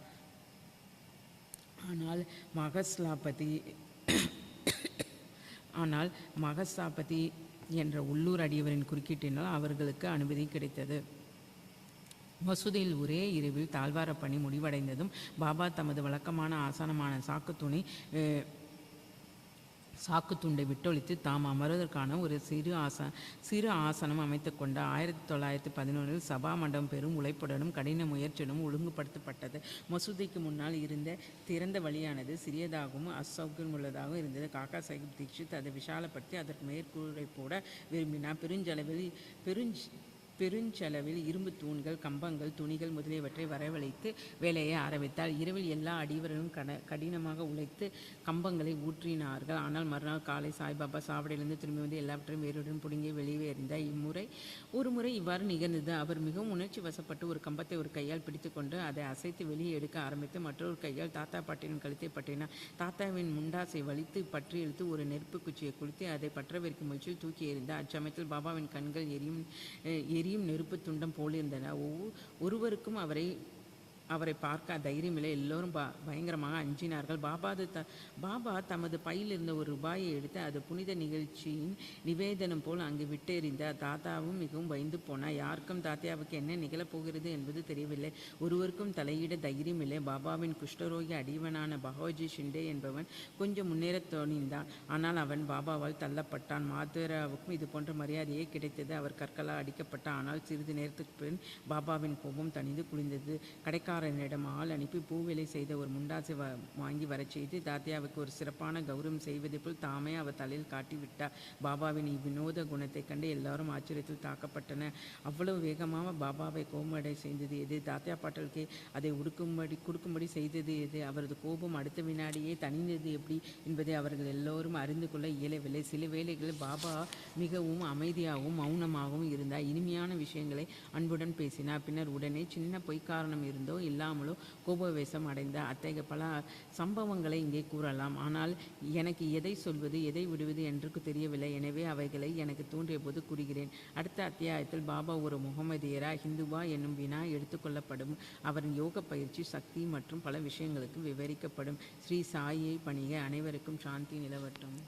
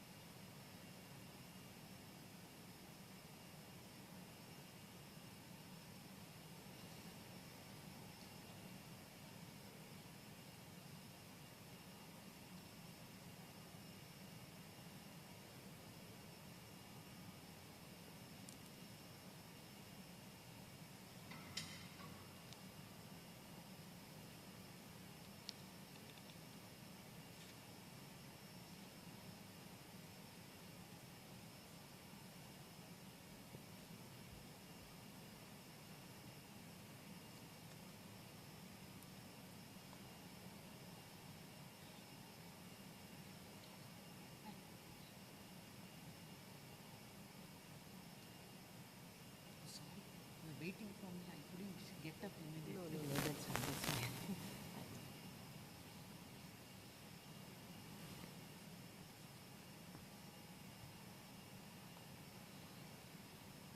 अध्याय 7 विवेक कथा निरूपण. श्री गणेशाय नमः, श्री सरस्वती नमः, श्री गुरुभ्यो नमः, श्री कुलदेवताय नमः, श्री सीतारामचंद्राभ्यो नमः, श्री सद्गुरु साईनाथाय नमः. अवजब अवतार. श्री साईबाबाની સર્વ યોગ ક્રિયા જાણતા હતા. 22.5 ફીટ ઝીણા કપડાની પટ્ટી વડે આંતરડા સાફ કરવાની ક્રિયાને ધોતી કહે છે. દેહના પ્રત્યેક અંગ જુદા જુદા દઈ તેને પુનઃ જોડવાની ક્રિયાને ખંડયોગ કહે છે. આ ધોતી, ખંડયોગ, સમાધિ ઇત્યાદિ યોગની ક્રિયાઓમાં બાબા નિષ્ણાત હતા. પોતે હિન્દુ હતા એમ માનો તો જાતે યવન જેવા દેખાતા હતા. પોતે યવન હતા એમ માનો તો પોતે પવિત્ર હિન્દુ જેવા દિસતા હતા.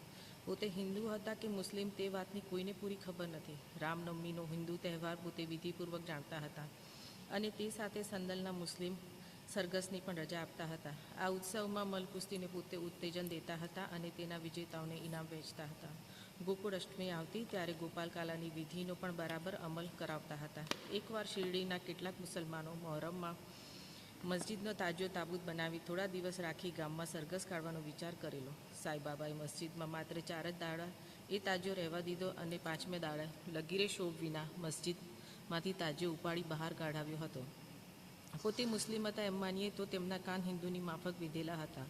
પોતે હિન્દુ હતા એમ માનીએ તો તેમને સુન્નત પદ્ધતિના પક્ષ ન કરતા હતા. નાના સાહેબ ચંદોરકરે બાબાનું સમગ્ર દેહનું નિરીક્ષણ કર્યું હતું, તેથી તેમણે ખાતરીથી કહેલું હતું કે બાબાએ સુન્નત કરાવી ન હતી.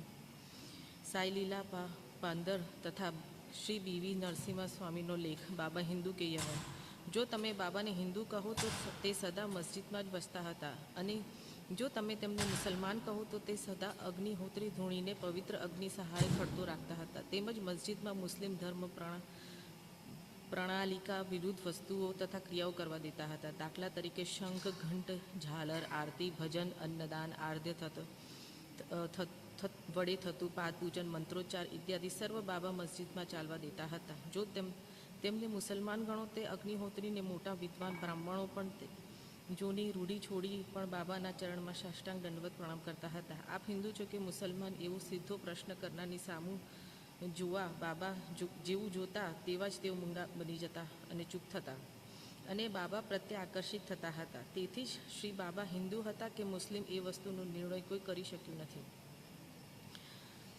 બાબાના શિરડીમાં પરમ ભક્ત મહારસાપતિ નિત્ય બાબા જોડે મસ્જિદ તેમજ ચાવડીમાં સૂતા હતા. તેમણે કહેલું કે હું પાથરીનો બ્રાહ્મણ છું. બાળવયમાં મને એમ ફકીરને સોંપી દીધો હતો. જ્યારે બાબા વાત કરતા હતા તે જ વેળા પાથરીના કેટલાક જણ તે આવી ચડ્યા હતા. ત્યારે બાબાએ પાથરીના જુદા જુદા માણસોને ખબર તેમને પૂછી હતી. જુઓ સાઈ લીલા, સન 1924, પાનું નંબર 177. બીજો, સન 1934ના સાઈ લીલા પત્રિકા ભાગ 2, પાના નંબર 78 પર પ્રગટ થયેલા અનુભવમાં પૂનાના પ્રસિદ્ધ વિદુષી શ્રીમતી કાશીબાઈ કાનિકટરે પોતાના થયેલો અનુભવ નંબર 5માં કહેલું કે સાઈબાબાના ચમત્કારો સાંભળી અમારા થિયોસોફીના સિદ્ધાંત મુજબ શ્રી બાબાના શ્વેત લોજના કે શ્યામ લોજના તેની અમે ચર્ચા કરતા હતા. એકવાર હું શિરડી ગઈ ત્યારે પણ મારા મનમાં એ જ પ્રશ્નો ઘોળાયા કરતો હતો. જેથી હું મસ્જિદના પગથિયા નીચે આવી તેવા જ બાબા સામે આવ્યા અને પોતાની છાતી બતાવી મારા તાકી બોલ્યા, આ બ્રાહ્મણ છે, પવિત્ર બ્રાહ્મણ. શ્યામ વસ્તુ જોડે તેને કંઈ લેવા દેવા નથી. કોઈ મુસલમાન અહીં આવવાની હિંમત પણ કરી શકે તેમ નથી. વળી પોતાની છાતી બતાવતા બાબા બોલ્યા, આ બ્રાહ્મણે તો લાખો લોકોને શ્વેત પંથે વાળ્યા છે અને નિયત સ્વસ્થાને પહોંચાડ્યા છે. આ તો બ્રાહ્મણની મસ્જિદ છે. કોઈ શ્યામ મુસલમાન શું અહીં પડછાયો પણ પડવા નહીં દઉં. આ વાતનું કશું આશ્ચર્ય નથી, કેમ કે દેહ અભિમાન તથા અહમ તત્વ તજી ભગવાનનું સંપૂર્ણ શરણ પકડી તેમની જોડે એકત્વ પામે તેવા પુરુષને જાતિ પાતિનો કોઈ પ્રશ્ન જોડે કશી લેવા દેવા હોતી નથી. સાંઈબાબા જેવા પુરુષ તો અને એક જાતિ અગર બીજું જાતિ તરફ અથવા કે એક જીવ કે બીજી જીવ વચ્ચે કોઈ ભેદભાવ જોતા નથી. આવો અનેક અવતાર સાંઈબાબાનો હતો. મારા પૂર્વજન્મના પુણ્ય લીધે જ તેમના ચરણ પાસે બેસી તેમના પુણ્યવત સત્સંગને સેવા હું ભાગ્યશાળી થયો છે. એથી જ મને થયેલ હર્ષ તથા આનંદનો અજોડ છે. સાચું કહું તો સાંઈબાબા જ પવિત્ર આનંદ તથા જ્ઞાનરૂપ હતા. તેમની મહત્તા તથા એમની શક્તિનું વર્ણન મારાથી થઈ શકે તેમ નથી. તેમના પાદ સેવનનો જેમને લાભ મળ્યો છે તે સ્વસ્વરૂપમાં સ્થિર થયા છે. ઘણા સંન્યાસી સાધકો તથા એવા મુમુક્ષનો સાંઈબાબા પાસે આવતા અને તેમનો સત્સંગ કરતા હતા. બાબા તેમની જોડે બેસતા, ફરતા અને વાતચીત કરી હસતા હતા. તેમની જીભ પર સદા અલ્લાહ, માલિક એ શબ્દો સદા ગુંજતા હતા. તેમને વાદ વિવાદ કે ચર્ચા પસંદ ન હતા. પોતે સંયમીને શાંત હતા. અલબત્ત કોઈ વાર ચીડાતા પણ ખરા. તે વેદાંતનો સદા બોધ કરતા. બાબા કોણ હતા તે તો છેવટ લગી કોઈ જાણી શક્યું નથી. રાય તેમજ રંગ પોતે સર્વ સરખા ગણતા હતા. દરેક જણની ગૃહ વાતો પોતે જાણતા હતા અને જ્યારે પોતે એ કહી દેખાડતા ત્યારે એ સાંભળતા જ સૌ અચંબો પામતા હતા. પોતે જ્ઞાનનો ભંડાર હતો છતાં પોતે અજ્ઞાનનો દેખાવ કરતા હતા. માનપાન તેમને ગમતા ન હતા. શ્રી સાંઈબાબાના આવા લક્ષણો હતા. પોતે માનવ સ્વરૂપ હતા છતાં શ્રી સાંઈબાબા ઈશ્વર રૂપ જ હતા એવી તેમણે કરેલો ચમત્કારો પરથી ખાતરી થાય છે. લોકો તેમને શિરડીમાં ઈશ્વરનો અવતાર માનતા હતા. સાંઈબાબાની દિનચર્યા.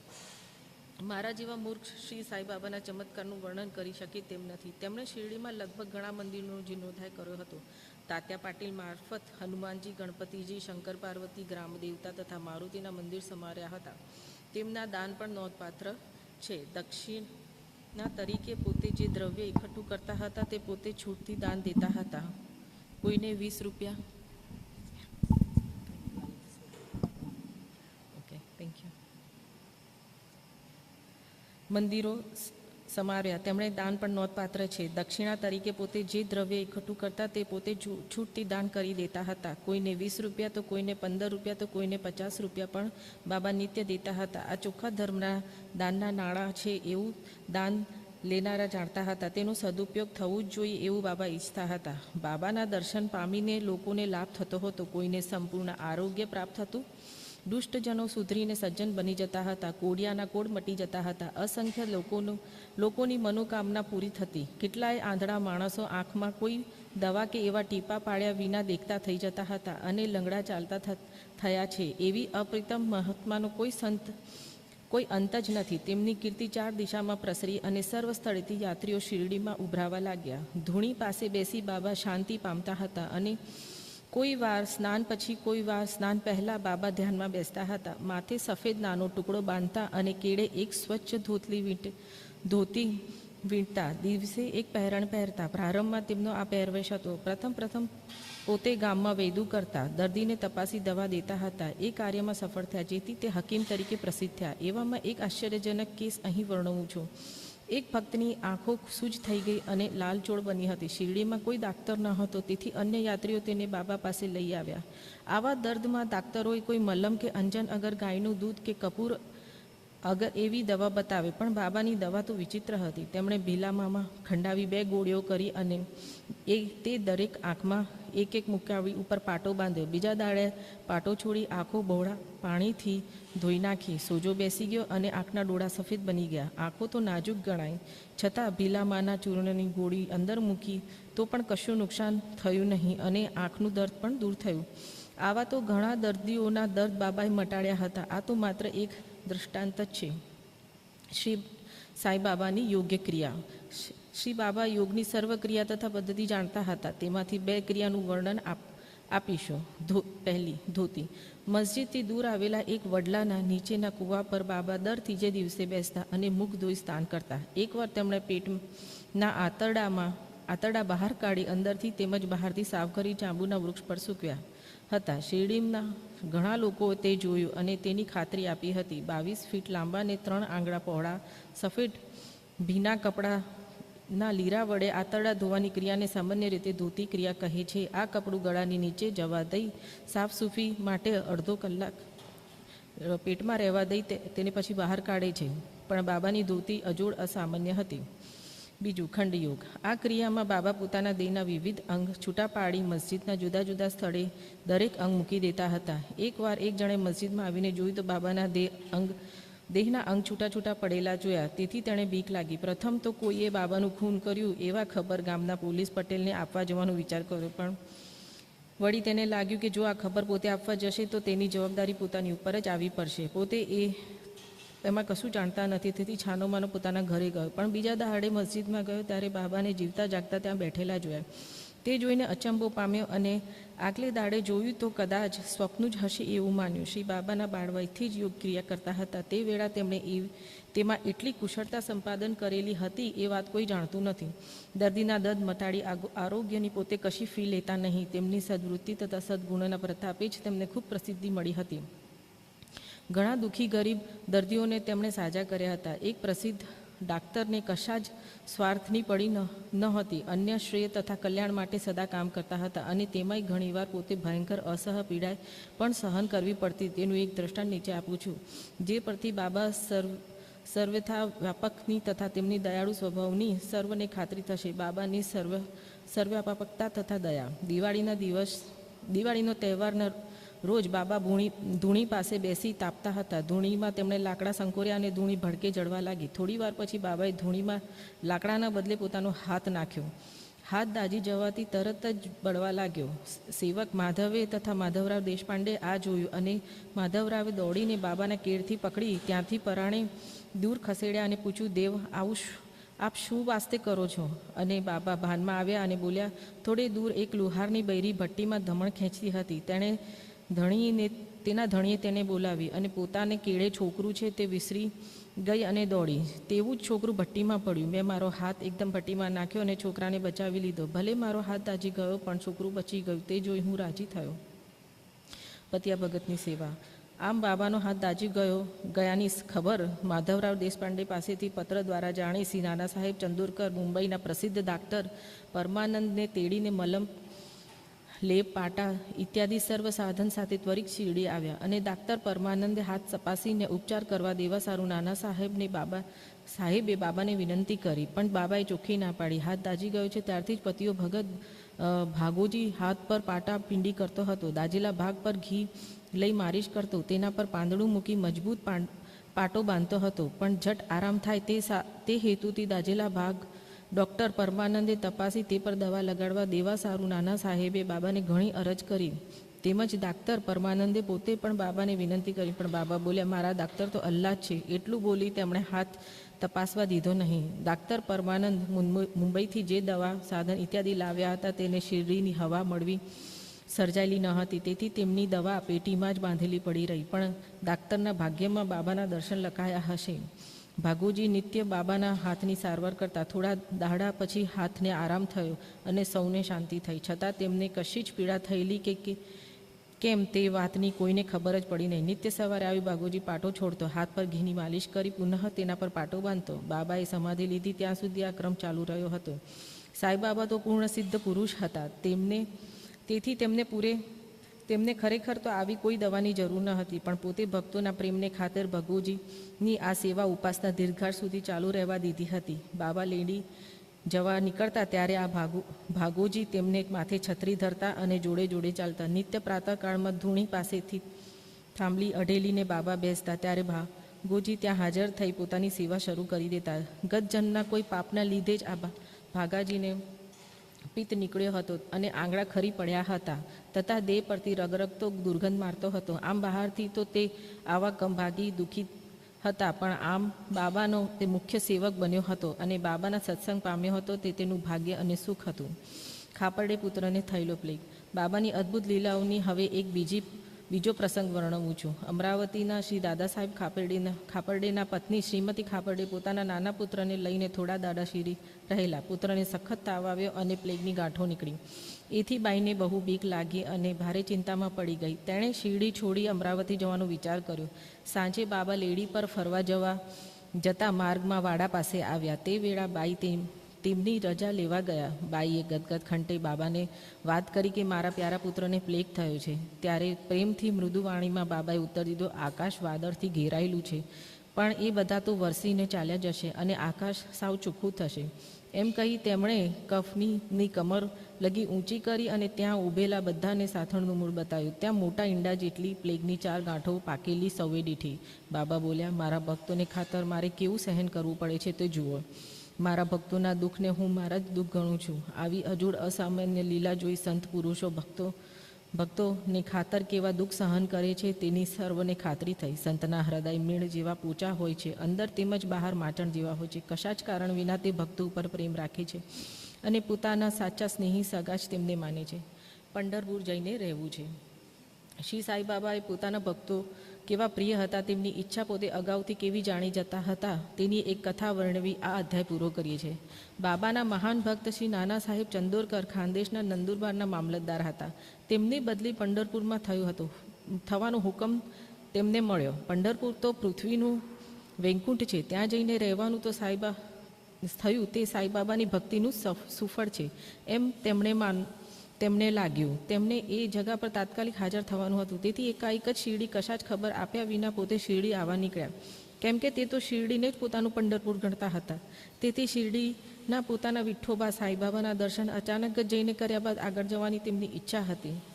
નાના સાહેબે શિરડી આવે છે તે વાત કોઈને સ્વપ્ન સરખું ન હતું, પણ સાંઈબાબા તો સગળું જાણતા હતા, તે તો સર્વજ્ઞ હતા.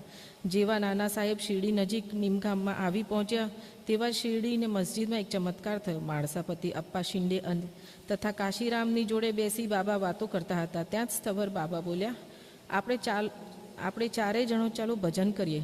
પંઢરીના દ્વાર ખુલ્લા છે, ચાલો સૌ આનંદથી ગાઈએ. અને પછી સૌ સાથે ભજન કરવા લાગ્યા. પંઢરપુર જાય છે તીજે જ મજલા રહે છે, રહ્યા છે, તીથે જ મજલા રહે છે, રહ્યા છે, ઘર તે મજ્યા રહ્યા છે, રહ્યા છે. અર્થ, હું પંઢરપુર જવાનો છું, મારે ત્યાં રહેવું છે, કેમ કે તે મારા પ્રભુનું ઘર છે. બાબા આમ ગાતા ગાતા હતા અને ભક્તો તે ઝીલતા હતા. એટલામાં તો નાના સાહેબ કુટુંબ સાથે ત્યાં આવ્યા અને બાબાને સાષ્ટાંગ દંડવત પ્રણામ કર્યા અને પોતાની જોડે પંઢરપુર પધારવા સારું તેને રહેવા તેમણે બાબાને અરજ કરી. ત્યાં પેલા ભક્તોએ કહ્યું કે બાબાને વિનંતી કરવાની જરૂર નથી, પંઢરપુર જવા તો બાબા તૈયાર જ થયા છે અને ત્યાં જ રહેવા ઈચ્છે છે. એ સાંભળતા જ નાના સાહેબ હર્ષથી ગદગદિત થયા અને બાબાના પગમાં પડી ગયા. પછી બાબાની રજા લઈ ઉદી આશીર્વાદ પામી તે પંઢરપુર જવા નીકળ્યા. બાબાની કથાનો કોઈ જ પાર નથી. હવે અહીં સમાપ્ત કરીએ.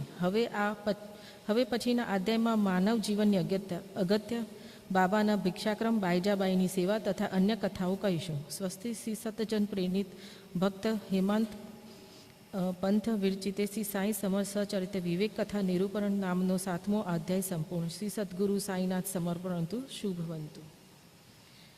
અધ્યાય 8મો.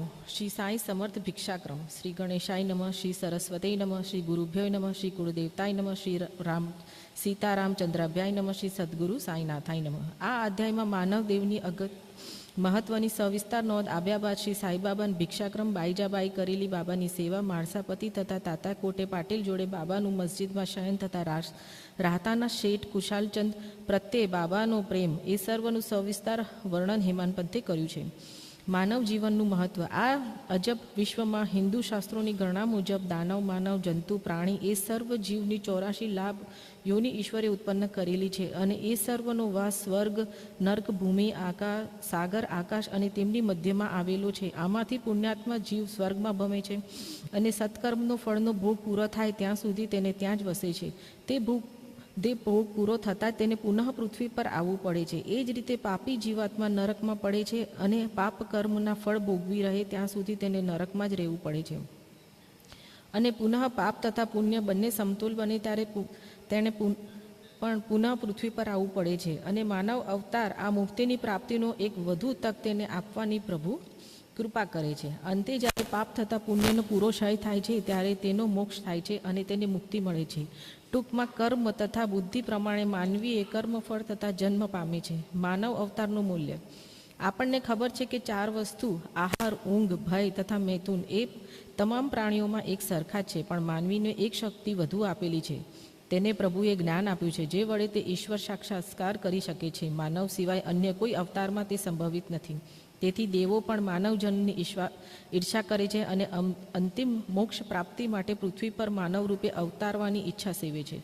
વળી કેટલાક એથી ઉલટું એવું પણ કહે છે કે માનવદેવ જેવી બીજી કોઈ ખરાબ વસ્તુ નથી. માનવદેવ તો મળમૂત્ર ઇત્યાદિ ગંધવાળથી ભરેલો છે અને તે રોગ, ક્ષય, મૃત્યુને આધીન છે. અલબત્ત અમુક અંશે આ વાત સાચી પણ છે, પણ આ ત્રુટીઓ તથા દોષો છે તે છતાં માનવ અવતારનું મૂલ્ય બહુ ભારે છે, કેમ કે માનવીને જ્ઞાન સંપાદન કરવાની શક્તિ છે. માનવ દેહમાં ઈશ્વરે મૂકેલી શક્તિને લીધે આ દેહ તથા આ જગતની અનિયતાનો ખ્યાલ તેને સહજ આવે છે, જેથી ઇન્દ્રિય સુખ પ્રત્યે તેને અભાવ જાગે છે. વળી સત્યાસતનો વિવેક પણ કરી શકાય છે અને અંતે ઈશ્વર સાક્ષાત્કાર પણ કરી શકે છે. તેથી જ આ માનવદેવ તો ગંધવાળથી ભરેલો છે એમ માની તેનો અનાદર કરીએ તો આપણે મળે ઈશ્વર સાક્ષાત્કારની તક હાથમાંથી સરી જાય છે. જો દેહના લાલન પાલન તથા ઇન્દ્રિયોના ભોગ પછવાડે દોડ્યા કરીએ તો આવો કિંમતી અવતાર મળ્યા છતાં પણ આપણે નરકમાં પડીએ છીએ. તેથી આપણે પ્રથમ જ સાચો યોગ્ય માર્ગ પકડવો જોઈએ. જેમ ઘોડેસવાર ઈષ્ટ સ્થાન પહોંચી પોતાના સ્વગૃહે આવે ત્યાં સુધી માર્ગમાં પોતાના ઘોડાની પૂરી સંભાળ રાખે છે, તેમ આપણે પણ આ દેહનો અનાદર કરવાનું નથી. અગર તો તેનું અતિ લાલન પાલન પણ કરવાનું નથી. પણ આ દેહની યોગ્ય સંભાળ તો લેવી જ જોઈએ. માનવદેવનો અંતિમ હેતુ આત્મદર્શન અર્થાત ઈશ્વર સાક્ષાત્કાર છે. તે હેતુ પાર પાડવા સારું જ આપણે આ દેહનો ઉપયોગ કરવાનો છે. એવું કહેવાય છે કે ભગવાને અનેક પ્રાણીઓ રચ્યા પણ તે કોઈનાથી તેમને સંતોષ થયો નહીં, કારણ કે આમાંનું એક પણ પ્રાણી અગર તેમના કાર્યને ઓળખી શક્યું નથી, અગર તેની કદર પણ કરી શક્યું નથી. તેથી જ પ્રભુએ ખાસ પ્રાણી માનવની રચના કરી અને તેને ખાસ શક્તિ જ્ઞાન આપ્યું હતું. અને પ્રભુએ જ્યારે જોયું કે મારી અદ્ભુત રચના લીલા બુદ્ધિની કદર કરવા તો માનવ જ શક્તિમંત છે, ત્યારે પોતે બહુ રાજી થયા અને સંતોષ પામ્યા. તેથી માનવદેવ તો બહુ ભાગ્યવંત ને જ મળે છે. તેમાં પણ બ્રાહ્મણ કુળનો જન્મ તો મહદભાગ્ય ગણાય છે અને તેમાં બાબાની શરણાગતિ તથા તેમના પાદ સેવન તો માનવીનું અલૌકિક સદભાગ્ય જ લખાય છે. માનવ પ્રયત્ન, માનવ દેહ તો કેવો અમૂલ્ય છે તથા ચોક્કસ સમય થતાં આપણને અચાનક જ કાળ પકડી જવાનું છે એ સર્વ યથાર્થ સમજીને આપણે સદા આપણો જીવન હેતુ સફળ કરવા તત્પર રહેવું જોઈએ. તેમાં મુદ્દલ વિલંબ કરવાનો જરૂર નથી. જેવો વિદુર પુરુષ નવી સ્ત્રીને પરણવા આતુર રહે છે, અગર તો જેવો રાજા ગુમ થયેલો પુત્રને પાછો મેળવવા એક પણ ઇલાજ બાકી રાખતો નથી, તેવી જ રીતે આપણે પણ આપણું લક્ષ્ય સાધવા પૂરી ઉતાવળ રાખવી જોઈએ. આત્મદર્શન અથવા ઈશ્વર સાક્ષાત્કાર માટે ત્વરિત ગંભીર દરેક પ્રયત્ન આપણે કરી છૂટવા જોઈએ. ઊંઘ માણસને તજુ દઈ તંદ્રામાં ન પડતા દિન રાત આપણે આત્માનું ધ્યાન ધરવું જોઈએ. જો આમ કરતા ચૂકીશું તો અવશ્ય આપણે પશુની સ્થિતિમાં મુકાવાના છે એ નિશ્ચિત છે. પ્રગતિ કેમ કરવી? આ હેતુ સિદ્ધ કરવાનો ઉત્તમ ત્વરિત ચોક્કસ માર્ગ શો એક જ છે કે જેમણે સાક્ષાત ઈશ્વર દર્શન કર્યું હોય તેવા સદગુરુ યોગ્ય સંત સાધુ પાસે આપણે પહોંચી જવું જોઈએ. જે વસ્તુ કઠિન ધાર્મિક ગ્રંથોના અધ્યયન દ્વારા અગર શ્રવણ વડે પ્રાપ્ત થઈ શકે છે તે આવા પુણ્યવંત મહાત્માના સત્સંગથી સહજ મળે છે. જેમ સર્વ તારાગણને એકઠા કરો છતાં એક સૂર્ય જેટલો પ્રકાશ તે આપી શકતા નથી, તેમજ સર્વ ધર્મ ગ્રંથના અધ્યયન કે શ્રવણ દ્વારા મળતા જ્ઞાન કરતાં અનેક ગણું વધુ જ્ઞાન એકલા સદગુરુ જ આપે છે. તેમની રહેણી કહેણી, તેમના મુખ કમળની સાદી કથા વાર્તા આપણને મૂંગો બોધ દે છે. ગુરુના નિર્મળ સત્સંગથી શિષ્યોને ક્ષમા, શાંતિ, વૈરાગ્ય, દાન, ઉદારતા, મનોનિગ્રહણ, અહંતક્ત, અલાભ ઇત્યાદિ ઘણા સદગુણો નજરે પડે છે. તેથી તેમને અંતરમાં પ્રકાશ પડે છે અને તેમની આધ્યાત્મિક ઉન્નતિ થાય છે. સાંઈબાબાના આવા સંત સદગુરુ હતા. અલબત્ત એક ભિક્ષુક ફકીર જેવું તેમનું જીવન હતું, છતાં તે સતા આત્મનિગમ જ રહેતા હતા. પ્રાણી માત્રમાં પોતે ઈશ્વર દર્શન કરતા હતા. દરેક પર પોતે પ્રેમ રાખતા, સુખમાં ફૂલાતા ન હતા કે દુઃખમાં હારી બેસતા ન હતા. તેમજ રંગ તો સૌ તેમને એક સરખા જ હતા. જેમની દ્રષ્ટિ માત્રથી રંગજનો રાય બની જતા હતા. તે અજબ પુરુષ શિરડીમાં ઘેર ઘેર ભિક્ષા માંગતા હતા. અને આ ભિક્ષા તે કેમ માંગતા હતા તે હવે આપણે જોઈએ. ભિક્ષા માંગતા બાબા. ધન્ય છે શિરડીના લોકો કે જેમણે બારણે બાબા ભિક્ષુ બનીને ઊભા રહેતા હતા અને બોલતા, અરે ભાઈ મને રોટલીનો ટુકડો દેજે. આટલું બોલી પોતે હાથ ધરતા. એક હાથમાં ટીનનું ડબલું અને બીજા હાથમાં ચોકડા કપડાના ટુકડાની જોડી લેતા હતા. નિત્ય પોતે અમુક ઘરે જતા અને તેના બારણે ફરતા હતા તથા કઢી, શાક, દૂધ, દહીં જેવી પ્રવાહી કે અર્ધ પ્રવાહી વસ્તુઓ પેલા ટીનના ટબલામાં લેતા હતા અને રોટલી, રોટલા, ભાત જેવી ચીજો પોતે જોડીમાં લેતા હતા. સ્વાઇન્દ્રિયો જીતેલી હોવાથી બાબાને સ્વાદ જેવી વસ્તુ ન હતી, તેથી ભિક્ષામાં મળેલી મિશ્ર બનેલી વાનગીઓનો સ્વાદ તેમને પડી ન હતી. વળી જોડીમાં એકઠી થયેલી ચીજો તથા ડબલામાં મળેલી વસ્તુઓનું પુનઃ મિશ્ર કરી બાબા પ્રેમથી જમતા હતા. જીભ સ્વાદરહિત બનેલી ગયેલી હોવાથી કોઈ વસ્તુ સ્વાદિષ્ટ છે કે તેમ તેના પર તેમનું લક્ષ્ય હતું નહીં. બપોર સુધી બાબા ભિક્ષા માંગતા, પણ આ ભિક્ષાટન બહુ અનિયમિત હતું. કોઈ દાડો બપોરે 12 વાગ્યા સુધી ફરતા તો કોઈ દિવસ થોડુંક જ ફરી બાબા પાછા ફરતા. આમ ભિક્ષાટનમાં મળેલા પદાર્થ મસ્જિદમાં આવી એક ઠીકરામાં ફંડીમાં પોતે ઠાલતા હતા. કૂતરા, બિલાડા, કાગડા સૌ ખુશીથી તે જોઈ જતા, પણ બાબા કોઈને આંખી કાઢતા નહીં. મસ્જિદમાં ઝાડુ કાઢનારી હર બાર રોટલી લઈ જતી, તેને પણ કોઈ ના પાડતું નહીં. જેમણે કદી કઠોર શબ્દથી ઈશારા વડે પણ સ્વપ્નમાંય કૂતરા, બિલાડા પણ કાઢી મૂક્યા નથી, તે અનાથ લોકોને અન્નની કેમ ના પાડે? ખરેખર આવા જ અમીર પુરુષનું જીવન ધન્ય છે. શરૂમાં શિરડીના લોકો બાબાને ગાંડા ફકીર ગણતા હતા અને એ જ નામે ગામમાં તેમને ઓળખતા હતા. રોટલાના ટુકડા ઉઘરાવી જરા માણસને માનપાન પણ કોણ આપે? પણ આ નિર્મામી ફકીર દેહના તેમજ દિલના બહુ ઉદાર હતા, દાની તથા વૈરાગ્ય હતા. ઉપરથી તેઓ ચંચળ ચિત્તના તથા ક્રોધી દેખાતા, પણ અંતરથી તો તે દ્રઢ સ્થિર મનના મહાત્મા હતા. તેમના વર્ણની કોઈ જ ખબર ન હતી. એમ છતાં એ શિરડી જેવા નાના ગામમાં એવા પણ થોડા ભલા માણસો રહેતા હતા જેઓ આ મહાત્માને ઓળખીને પૂરું માન આપતા હતા. જેનું એક દ્રષ્ટાંત જોઈએ. બાઈજાબાઈની સેવા. તાત્યા કોટેની માતા બાઈજાબાઈ શાક તથા રોટલો એક ટોપલામાં માથે ઉપાડી નિત્ય બપોરે વગડામાં જતા અને આ ગાંડા ફકીરને ગોતીને જમવા માટે કેટલાય ગાઉં, કાંટા, ઝાંખરા ખૂંદતા વગડે ફરતા અને તેમને ગોતી પગે પડતા. કોઈ સ્થળે તે સ્થાન શાંત સ્થિર ધ્યાનમાં બેઠા હોય ત્યારે તેમની પાસે જઈ પાંદડાની પતરાવાળી મૂકી શાક રોટલાનું ભોજન પીરસતા અને પરાણે ખવડાવતા. આ બાઈની શ્રદ્ધા તથા સેવા અજબ હતી. ખરા તડકે વગડામાં ભટકી બાઈજાબાઈ બાબાને આગ્રહ કરી ભોજન કરાવતા હતા. બાબા અંતકાળ સુધી આ બાઈની સેવા ઉપાસના તપ કદી ભૂલ્યા ન હતા. આ સેવા બરાબર સ્મરણ રાખી બાબાએ તેના પુત્રને સારો લાભ આપ્યો હતો. આ માતા તથા પુત્રને બાબા પર ભારે શ્રદ્ધા હતી. તે તો બાબાને પ્રભુ જ ગણતા હતા. બાબા તેમને ઘણીવાર કહેતા કે સદા ટકી રહે એવી તો ફકીરી છે, બાદશાહી તો ક્ષણિક જ છે. એ પછી થોડા વર્ષ બાદ બાબાએ વગડામાં રખડવાનું છોડી દીધું અને મસ્જિદમાં જ રહીને ભિક્ષા માંગતા ને જમતા હતા. ત્યાંથી બાઈજાબાઈને વગડામાં ફરી બાબાને જમાડવાની તકલીફ રહી નહીં. 3 ગજનો શયનખંડ, જેમના અંતરમાં ભગવાન વાસુદેવનો સદા વાસ છે, એવા ભક્તોને ધન્ય છે. સાધુ સંતોનો સત્સંગનો લાભ પામનાર ભક્તો સાચા ભાગ્યશાળી છે. તાત્યા કોટે પાટીલ તથા ભક્ત મહારસાપતિ પરમ ભાગ્યશાળી હતા, કેમ કે સાંઈબાબાના સત્સંગનો તેમને પૂરો લાભ મળ્યો હતો. બાબાને પણ તેમના પર એક સરખો પ્રેમ હતો. 3 જણ પૂર્વ, પશ્ચિમ અને ઉત્તર અનુક્રમે માથા રાખીને મધ્યમાં એકબીજાને પગ અડકે એમ સૂતા. પથારી પર પડીને દેહ લંબાવતા હતા. મધ્યરાત્રિ પછી પોતે મોડે સુધી વિવિધ વાતોના ગપાટા મારતા. આ 3માંથી જે કોઈ ઊંઘવા માંડતું કે ઝોખા ખાતો તેને બાકીના 2 જણ જગાડતા. તાત્યા ઘોરવા માંડે કે તરત જ બાબા ઉઠાડતા અને તેને ઢંઢોળતા અને માથું દાબીને જગાડતા હતા. તેમજ માણસાપતિને પડખે ખેંચી તેને પગે ઢીંકા મારતા અને વાસામાં ધબ્બો લગાડતા. આ રીતે બાબા પરના પ્રેમને લીધે તાત્યા ઘેર માતા પિતાને સુવડાવી બાબા જોડે મસ્જિદમાં 14 વર્ષ સૂતો હતો. આ સત્સંગનો સમય કેવો આનંદપ્રદ અને સુખી હતો.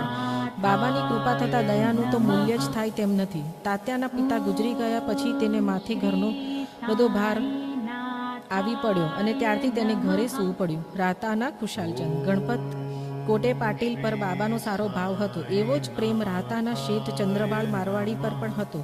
એ શેઠે સ્વર્ગવાસ પછી તેના ભત્રીજા ખુશાલચંદ પર બાબાનો એવો જ બલકે તેથી વિશેષ પ્રેમ હતો. બાબા રાત દિવસ તેના કલ્યાણની ચિંતા કરતા. કોઈ વાર બળદગાડી તો કોઈ વાર ટાંગામાં બાબા ભક્તો જોડે રાતા જતા. ત્યારે રાતાના લોકો જાજ પખાજ લઈ ભજનો ગાતા, બાબાનું સામૈયું કાઢતા અને ગામના દરવાજા સુધી લાવી બાબાને સાષ્ટાંગ પ્રણામ કરતા અને ભારે ધામધૂમથી બાબાને ગામમાં તેડી લાવતા અને ખુશાલચંદના શેઠના ઘરે લઈ જતા અને સુવાડી ગાદી પર તેમને બેસાડી સારું ભોજન જમાડતા. ત્યારબાદ બધા આનંદ છૂટતી વાતો કરતા. આમ બધાને આનંદ વ્યાપી સર્વને આશીર્વાદ દઈ બાબા શિરડી પાછા ફરતા હતા. એક બાજુ શિરડીમાં રાહતા તથા બીજી બાજુ ઉત્તરમાં નીમ ગામ. એ 2 ગામની મધ્યમાં શિરડી આવેલું છે. બાબા શિરડીમાં રહ્યા તે દરમિયાન તે કદી આ 2 ગામની હદની બહાર ગયા જ નથી. તેમાંય તેમણે રેલવેની ગાડીનો તો કદી દેખી જ ન હતી. એમ છતાં બધી ગાડીઓના આવવા જવાનો સમય પત્રક તેમને પૂરી ખબર હતી. જતી વેળા જે ભક્તો બાબાની રજા લેતા હતા તેમની સૂચના મુજબ નીકળતા હતા તેમનું કુશળ થતું હતું, અને જે ભક્તો એ સૂચના અવગણતા હતા તેમને કંઈ ને કંઈ વિપત્તિ નડતી હતી. તેઓ એક કે બીજો અકસ્માતનો ભોગ બનતા હતા. આ પ્રકારની કથા હવે પછીના અધ્યાયમાં કહીશું. ખુશાલચંદ પર બાબાનો પ્રેમ ભાવક દર્શક એક કથા છે. એક બપોરે બાબાએ કાકા સાહેબ દીક્ષિતને રાહતાથી ખુશાલચંદને તેડવા સારું મોકલ્યા. ખુશાલચંદ તે જ ક્ષણે જમીને બપોરની નિંદ્રા લેતા હતા. ત્યાં જ સ્વપ્નમાં બાબાએ તેને શિરડી આવવાની આજ્ઞા આપી હતી. જે કથા આ ગ્રંથના 30મા અધ્યાયમાં વર્ણવેલી છે. સ્વસ્તિ શ્રી સતજન પ્રેરિત ભક્ત હેમાંત પંત વિરચિત શ્રી સાંઈ સમર્થ સચરિત શ્રી સાંઈ સમર્થ ભિક્ષાક્રમ નામનો 8મો અધ્યાય સંપૂર્ણ. શ્રી સદગુરુ સાંઈનાથ સમર્પણંતુ. શુભ. जय जय साई नमो नमः सद्गुरु साई नमो नमः ओम साई नमो नमः श्री साई नमो नमः जय जय साई नमो नमः. 9వ అధ్యాయము షిరిడి సందర్శనమునకు యొక్క ప్రత్యేక విశేషమేమన బాబా అనుమతి లేనిదే ఎవరునూ షిరిడి విడవలేకుండిరి. బాబా అనుమతి లేక కొని తెచ్చుకున్న వారు చుండిరి. బాబా ఎవరైనాను బయలుదేరిన నిశ్చయము సెలవిచ్చిన తరువాత ఇక షిరిడిలో నుండరాదు. సెలవు తీసుకొనుటకు బాబా వద్దకు భక్తులు పోవునప్పుడు బాబా వారికి స్పష్టముగాను లేక సూచనప్రాయముగాను కొన్ని సలహాలు ఇచ్చిచుండెడివారు. బాబా ఆదేశానుసారము నడిచి తీరవలను. వ్యతిరేకముగా పోయినచో ప్రమాదం లేవో తప్పక వచ్చిచుండెను. ఈ దిగువన అటు ఉదాహరణలను కొన్ని ఇచ్చిచున్నాము. తాత్యాకోతే పాటిల్ ఒకనాడు ఠాంగాతో కొంపర్గావులో జరుగు సంతకు బయలుదేరను. హడావుడిగా మసీదు వచ్చి బాబాకు నమస్కరించి కొంపార్గావు సంతకు పోవుచుంటినని చెప్పాను. బాబా అతనితో తొందరపడవద్దు, కొంచెం ఆగుము, సంత సంగతి ఎటుండనివ్వు, ఊరు విడిచి అసలు బయటికి ఎక్కడికినూ పోవలదు అని అనెను. సంతకు వెళ్ళవలనని తాత్య యాతురత చూచి కనీసము శ్యామా ను వెంట తీసుకొని పొమ్మని బాబా చెప్పాను. బాబా మాటలను లెక్క చేయక తాత్య హుటాహుటిన టాంగానెక్కి కోపర్గావ్ బయలుదేరాను. టాంగాకు కట్టిన 2 గుర్రములలో ఒకటి 300 రూపాయల ఖరీదు పెట్టి కొత్తగా కొన్నది. మిక్కిలి చురుకైనది. షిరిడి వదిలి సావుల్ విహార్ దాటిన వెంటనే అది మిక్కిలి బడిగా పరిగెత్తసాగాను. కొంత దూరము పోయిన పిమ్మట కాళ్ళు మడతపడి ఎది కూలబడాను. తాత్యాకు పెద్ద దెబ్బలేమీ తగలలేదు, కానీ తల్లి ప్రేమ వల్ల ప్రేమతో బాబా చెప్పిన సలహా జ్ఞప్తికి తెచ్చుకొని మరి ఒకప్పుడు కూడా అటులచే బాబా ఆజ్ఞను వ్యతిరేకించి కోల్హార్ గ్రామమునకు ప్రయాణమై దారిలో టాంగా ప్రమాదమునకు గురి అయ్యను. ఐరోపా దేశస్థుని ఉదంతము. ముంబై నుండి ఐరోపా దేశస్థుడొకడు ఏదో ఒక ఉద్దేశంతో బాబా దర్శనార్థము షిరిడీకి వచ్చాను. తనతో నానాసాహెబు చాందోర్కర్ వద్ద నుంచి తనను గూర్చిన యొక్క పరిచయ పత్రమును కూడా తెచ్చాను. అతని కొరకు ఒక ప్రత్యేక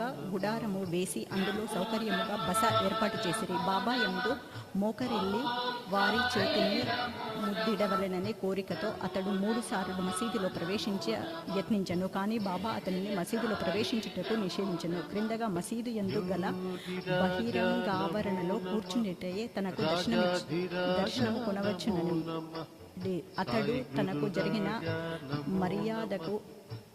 మర్యాదకు అసంతుష్టిపడి వెంటనే షిరిడి విడవలనని నిశ్చయించుకున్నాను. బాబా సెలవు పొందుటకు వచ్చాను. తొందరపడక మరుసటి దినము పొమ్మని బాబా చెప్పాను. తక్కిన వారు కూడా బాబా ఆదేశమును పాటించవలని సలహా ఇచ్చిరి. ఆ సలహాను ఖాతరు చేయక అతడు టాంగానెక్కి షిరిడి నుండి బయలుదేరను. మొదట గుర్రములు బాగానే పరిగెత్తినవి. సావుల్ విహార్ దాటిన కొద్దిసేపటికి ఒక సైకిలు అతని టాంగాకెదురు వచ్చెను. దానిని చూచి గుర్రములు బెదిరినవి. టాంగా తలక్రిందులయ్యను. ఆ పెద్ద మనిషి క్రింద పడి రోడ్డుపైన క్రింద కొంత దూరం వరకు ఇరవబడెను.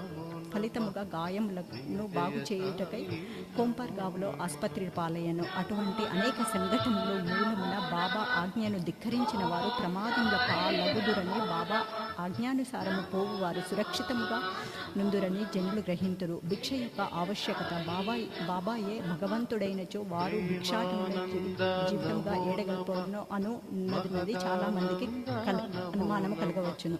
దీనిని భిక్షాటనము చేసి జీవించు హక్కు ఎవరికి కలదు? పంచ సూచనలు వారిని పోగొట్టుకున్నటకు మార్గమేది అను 2 ప్రశ్నలకు వచ్చి సమాధానపడును. సంతానము, ధనము, కీర్తి సంపాదించుట ఎందాపేక్ష వదులుకొని సన్యసించువారు భిక్షాటనములచే జీవించవచ్చునని మన శాస్త్రములు ఘోషించుచున్నవి. వారు ఇంటి వద్ద వంట ప్రయత్నములు చేసి కొని తినలేరు. వారికి భోజనం పెట్టు బాధ్యత గృహస్థులపైన కలదు. సాయిబాబా గృహస్థులు కారు, వానప్రస్థులు కూడా కారు. వారి స్ఖలిత బ్రహ్మచారులు బాల్యము నుండి బ్రహ్మచర్యమునే అవలంబించుచుండిరి. ఈ సకల జగత్తు యందు వారి గృహమే ఈ జగత్తునకు వారు కారణభూతులు. వారిపై జగత్తు ఆధారపడి ఉన్నది. వారు పరబ్రహ్మ స్వరూపులు కాబట్టి వారికి భిక్షాటన చేయు హక్కు సంపూర్ణముగా కలదు. పంచ సూచనములు వానిని తప్పించుకొని మార్గమును ఆలోచింతము. భోజన పదార్థములు తయారు చేయుటకు గృహస్థులు 5 పనులు తప్పక చేయవలను. అవి ఏవనగా దంచుట లేక రుబ్బుట, విసురుట, పాత్రలు తోముట, ఇల్లు ఊడ్చుట, తుడుచుట, పొయ్యి అంటించుట. ఈ 5 పనులు చేయునప్పుడు అనేక క్రిమికీటకాదులు మరణించుట తప్పదు. గృహస్థులు ఈ పాపమును అనుభవించవలెను. ఈ పాప పరిహారమునకు మన శాస్త్రంలో 6 మార్గములను బోధించుచున్నవి. బ్రహ్మజ్ఞానము, వేదాధ్యయనము, పితృయజ్ఞము, దేవయజ్ఞము, భూతయజ్ఞము, అతిథి యజ్ఞము. శాస్త్రములు విధించిన ఈ యజ్ఞములు నిర్వర్తించినచో గృహస్థుల మనస్సులో పాపరహితములుగా మోక్ష సాధనమునకు ఆత్మ సాక్షాత్కారమును అవి తోడ్పడును. బాబా ఇంటింటికి వెళ్ళి భిక్ష అడుగుటలో ఆ గృహస్థులు వారు చేయవలసిన కర్మను బాబా జ్ఞప్తికి తెచ్చినట్లయినది. తమ ఇంటి గుమ్మమును వద్దనే ఇంత గొప్ప ప్రబోధమును పొందిన షిరిడీ ప్రజలెంతటి ధన్యులు! భక్తుల అనుభవములు. శ్రీకృష్ణుడు భగవద్గీత యందు శ్రద్ధా భక్తులతో ఎవ్వరేమి పత్రము గాని, పుష్పము గాని, ఫలము గాని లేదా నీరు కాని అర్పించినచో దానిని నేను గ్రహించెదను అని నుడివిడెను. సాయిబాబాకు సంబంధించిన ఈ సంతోషదాయకమగు విషయమేమనగా మన భక్త దేవుడైన తమకు సమర్పించవలనని కొన్ని ఏ కారణము చేతనైనను ఆ సంగతి మరిచినచో అట్టి వాణిని బాబా ఆ విషయము జ్ఞాపకము చేసి ఆ నివేదనను గ్రహించి ఆశీర్వదించువారు. అట్టి ఉదాహరణలు కొన్ని ఈ క్రింద చెప్పబోచున్నాము. తర్కడ్ కుటుంబము. రామచంద్ర ఆత్మారావు ఉరఫ్ దాదాసాహెబ్ తర్ఖండ్ యొకానొకప్పుడు ప్రార్థనా సమాజస్థుడైనను తరువాత బాబాకు ప్రియభక్తుడైనవాడు. వాని భార్యాపుత్రులు కూడా బాబాను మిగుల ప్రేమించుచుండిరి. ఒకసారి తల్లి కొడుకులు షిరిడీకి పోయి ఎచట వేసవి సెలవులు గడపవలనని నిశ్చయించిరిడి. షిరిడీ పోవుట సంతోషదాయకమైనను కొడుకు మాత్రము దానికి మనస్ఫూర్తిగా ఇష్టపడలేదు. కారణమేమనగా మన తండ్రి ప్రార్థన సమాజంనకు చెందిన వాడగుటచే ఇంటి వద్ద బాబా యొక్క పూజ సరిగా చేయలేకపోవచ్చునని సంశయించెను. కానీ బాబా పూజను తాను నియమానుసారంగా సక్రమంగా చేసేదనని తండ్రి వాగ్దానము చేయుటచే బయలుదేరను. శుక్రవారము రాత్రి తల్లి కొడుకు బయలుదేరి షిరిడీకి వచ్చిరి. ఆ మరుసటి దినము శనివారం నాడు తండ్రి యగు తర్ఖడ్ పెందల కడనే నిద్రలేచి స్నానము చేసి పూజను ప్రారంభించుటకు ముందుగా బాబా పట్టణమునకు సాష్టాంగ నమస్కారం చేసి ఏదో లాంఛనము వలె కాక తన కుమారుడు చేయున్నట్లు పూజను శ్రద్ధగా తనచే చేయించవలసినని ప్రార్థించెను. ఆనాటి పూజను సమాప్తి చేసి నైవేద్యముగా కలకండను అర్పించెను. భోజన సమయం నందు దానిని పంచిపెట్టెను. ఆనాటి సాయంత్రము ఆ మరుసటి దినము అనగా ఆదివారం నాడు కూడా పూజ ఎంతయు సవ్యముగా జరిగను. సోమవారం కూడా చక్కగా గడిచెను. ఆత్మారాముడు ఎప్పుడిట్లు పూజ చేసి ఉండలేదు. పూజ ఎనంతము కొడుకునకు వాగ్దానం చేసినట్లు సరిగా జరుగుచున్నందున సంతసించెను. మంగళవారం నాడు పూజనెప్పటి వల్ల కలిసి కచేరికి పోయాను. మధ్యాహ్నం ఇంటికి వచ్చి భోజనమునకు కూర్చున్నప్పుడు అక్కడ ప్రసాదము లేకుండాట గమనించను. నౌకరు అడగగా ఆనాడు నైవేద్యమిచ్చుట మరిచిటిని, ప్రసాదము లేదని బదులు చెప్పాను. ఆ సంగతి వినగానే భోజనమునకు కూర్చున్న ఆత్మారావు వెంటనే లేచి బాబా పట్టణమునకు సాక్షాంగ నమస్కారము చేసి బాబా క్షమాపణను కోరెను. బాబా తనకు ఈ విషయము జ్ఞప్తికి తేనందుకు నిందించెను. ఆ సంగతులన్నింటినీ షిరిడిలో ఉన్న తన కొడుకునకు వ్రాసి బాబాను క్షమాపణ వేడమని. ఇది భాద్రాలో మంగళవారం మధ్యాహ్నము సుమారు 12 గంటలకు జరిగెను. అదే సమయం నందున షిరిడీలో మధ్యాహ్న హారతికి ప్రారంభించుటకు ముందు ఆత్మారాముని భార్యతో బాబా ఇట్లనను, తల్లి, ఏమైనా తినవలనని ఉద్దేశంతో భాద్రాలోని నీ ఇంటికి పోయినాను.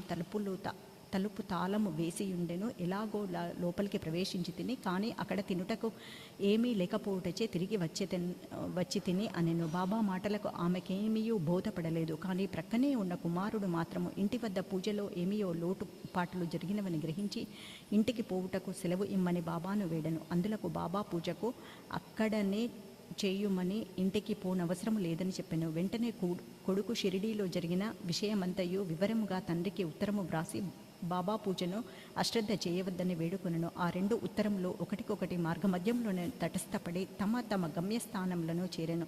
ఇది ఆశ్చర్యకరము కదా. ఇక ఆత్మారాముని భార్య విషయము. ఒకసారి ఆమె 3 పదార్థములను బాబాకు నైవేద్యముగా పెట్టుటకు సంకల్పించెను. అవి వంకాయ పచ్చడి, వంకాయ వేపుడు కూర, పేడ.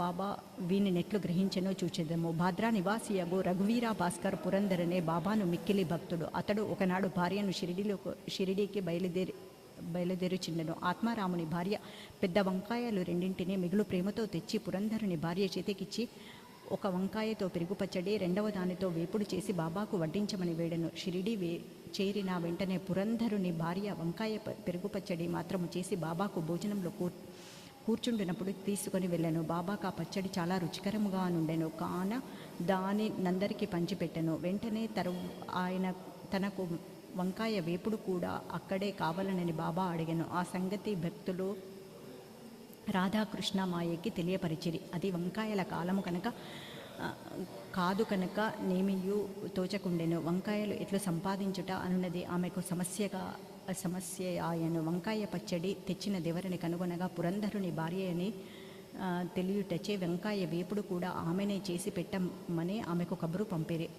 అప్పుడందరికీ వంకాయ వేపుడు బాబా ఎందులకు కోరేనో తెలిసినది. బాబా సర్వజ్ఞతను అందరికి ఆశ్చర్యపడిరి. 1917వ సంవత్సరము గోవింద బాలారాం మాన్కర్ యనువాడు షిరిడీకి పోయి తన తండ్రికి ఉత్తర క్రియలు చేయవలననుకొనెను. ప్రయాణమునకు పూర్వము ఆత్మారాముని వద్దకు వచ్చెను. ఆత్మారాం భార్య బాబా కోరిక ఏమైనా పంపవలెనని ఇల్లంతయు వెతికెను. కానీ యొక్క పేడ తప్ప ఏమీయూ కనిపించలేదు. ఆ పేడ కూడా అప్పటికే బాబాకు నైవేద్యముగా సమర్పించబడి ఉండెను. తండ్రి మరణించుటచే గోవిందుడు విచారగ్రస్తుడై ఉండెను. కానీ బాబా యందున్న భక్తి ప్రేమలచే ఆమె ఆ పేడను అతని ద్వారా పంపెను. బాబా దానిని పుచ్చుకొని తినమనని నమ్మియుండెను. గోవిందుడు షిరిడీ చేరును, బాబాను దర్శించెను. కానీ పేడ తీసుకొని వెళ్ళుట మరిచెను. బాబా అప్పటికే ఊరకుండెను. సాయంత్రము బాబా దర్శనమునకై వెళ్ళినప్పుడు కూడా అతడు పేడ తీసుకొని పోవుట మరిచెను. అప్పుడు బాబా యోపిక పట్టక తన కొరకేమి తెచ్చినావని అడిగెను. ఏమీయూ తీసుకొని రాలేదని గోవిందుడు జవాబిచ్చెను. వెంటనే బాబా నీ ఇంటి వద్ద బయలుదేరినప్పుడు ఆత్మారాముని భార్య నీ కొరకు నీ చేతికి మిఠాయి ఇవ్వలేదా అని అడిగెను. కుర్రవాడది ఎంతటియు జ్ఞప్తికి తెచ్చుకొని సిగ్గుపడెను. బాబాను క్షమాపణ కోరెను. బసకు పరిగెత్తి పేడాను తెచ్చి బాబాకు చేతికిచ్చెను. చేతిలో పడిన వెంటనే బాబా దానిని గుటుక్కున మింగెను. ఈ విధముగా ఆత్మారాముని భార్య యొక్క భక్తిని బాబా ప్రీతి పూర్వకముగా స్వీకరించెను. నా భక్తులు నన్నెట్లు భావించుదురో నేను వారి నా విధమునే గ్రహింతును అని గీతావాక్యము నిరూపించెను. బాబాకు సంతుష్టిగా భోజనము పెట్టుట ఎట్లు. ఒకప్పుడు ఆత్మారాం తర్ఖండ్ భార్య షిరిడీలో ఒక ఇంటి వద్ద దిగెను. మధ్యాహ్న భోజనమునకు తయారయ్యను. అందరికీ వడ్డించిరి. ఆకలితోనున్న కుక్క ఒకటి వచ్చి మురుగుట ప్రారంభించెను. వెంటనే తర్ఖండ్ భార్య లేచి యొక్క రొట్టెముక్కను విసిరెను. ఆ కుక్క ఎంతో మక్కువగా ఆ రొట్టెముక్కను తినెను. ఆనాడు సాయంకాలమున ఆమె మసీదునకు పోగా బాబా ఆమెతో నిట్లను, తల్లి, నాకు కడుపు నిండా గొంతు వరకు భోజనము పెట్టినావు. నా జీవశక్తులు సంతుష్టి చెందినవి. ఎల్లప్పుడూ వెంటనే ఇట్లనే చేయుము. ఇది నీకు సద్గతి కలుగజేయును. ఈ మసీదులో కూర్చుండి నేనెన్నడ అసత్యమాడను. నా యందిట్లే దయయుంచుడు. మొదట ఆకలితో ఉన్న జీవికి భోజనము పెట్టిన పిమ్మట నీవు భుజింపము. దీనిని జాగ్రత్తగా జ్ఞాప్తి అందించుకొనుము. ఇదంతయు ఆమెకేమియూ బోధపడలేదు. కావున ఆమె ఇట్లు జవాబిచ్చెను, బాబా, నేను నీకెట్లు భోజనము పెట్టగలను? నా భోజనమునకు కొరకు ఇతరులపై ఆధారపడి ఉన్నాను. నేను వారికి డబ్బిచ్చి భోజనము చేయుచున్నాను. అందులకు బాబా ఇట్లు జవాబిచ్చెను, నీవు ప్రేమపూర్వకముగా పెట్టిన ఆ రొట్టెముక్కను తిని ఇప్పటికీ తేనుపులు తీయుచున్నాను. నీ భోజనమును యందు ఏ కుక్కను నువ్వు చూచి రొట్టె పెట్టితివో అదియే నేను ఒకటియు.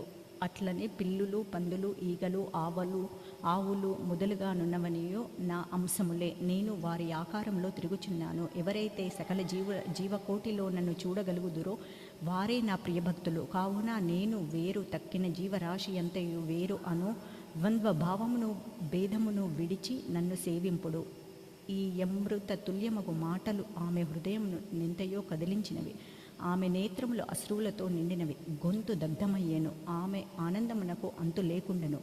నీతి జీవులన్నింటి యందు భగవంతుని దర్శింపుము అనున్నది ఈ అధ్యాయంలో నేర్చుకునవలసిన నీతి. ఉపనిషత్తులు, భగవద్గీత, భాగవతము మొదలగునవి అన్నీయు భగవంతుని ప్రతి జీవిని యందు చూడుమని ప్రబోధించుచున్నవి. ఈ అధ్యాయము చివరి చెప్పిన ఉదాహరణములను, ఇతర అనేక భక్తుల అనుభవములను బాబా ఉపనిషత్తులలోని ప్రబోధములలోని తమ ఆచరణ రూపమును చూపి అనుభవపూర్వకముగా నిర్ధారణ చేసి ఉన్నానని స్పష్టమగును.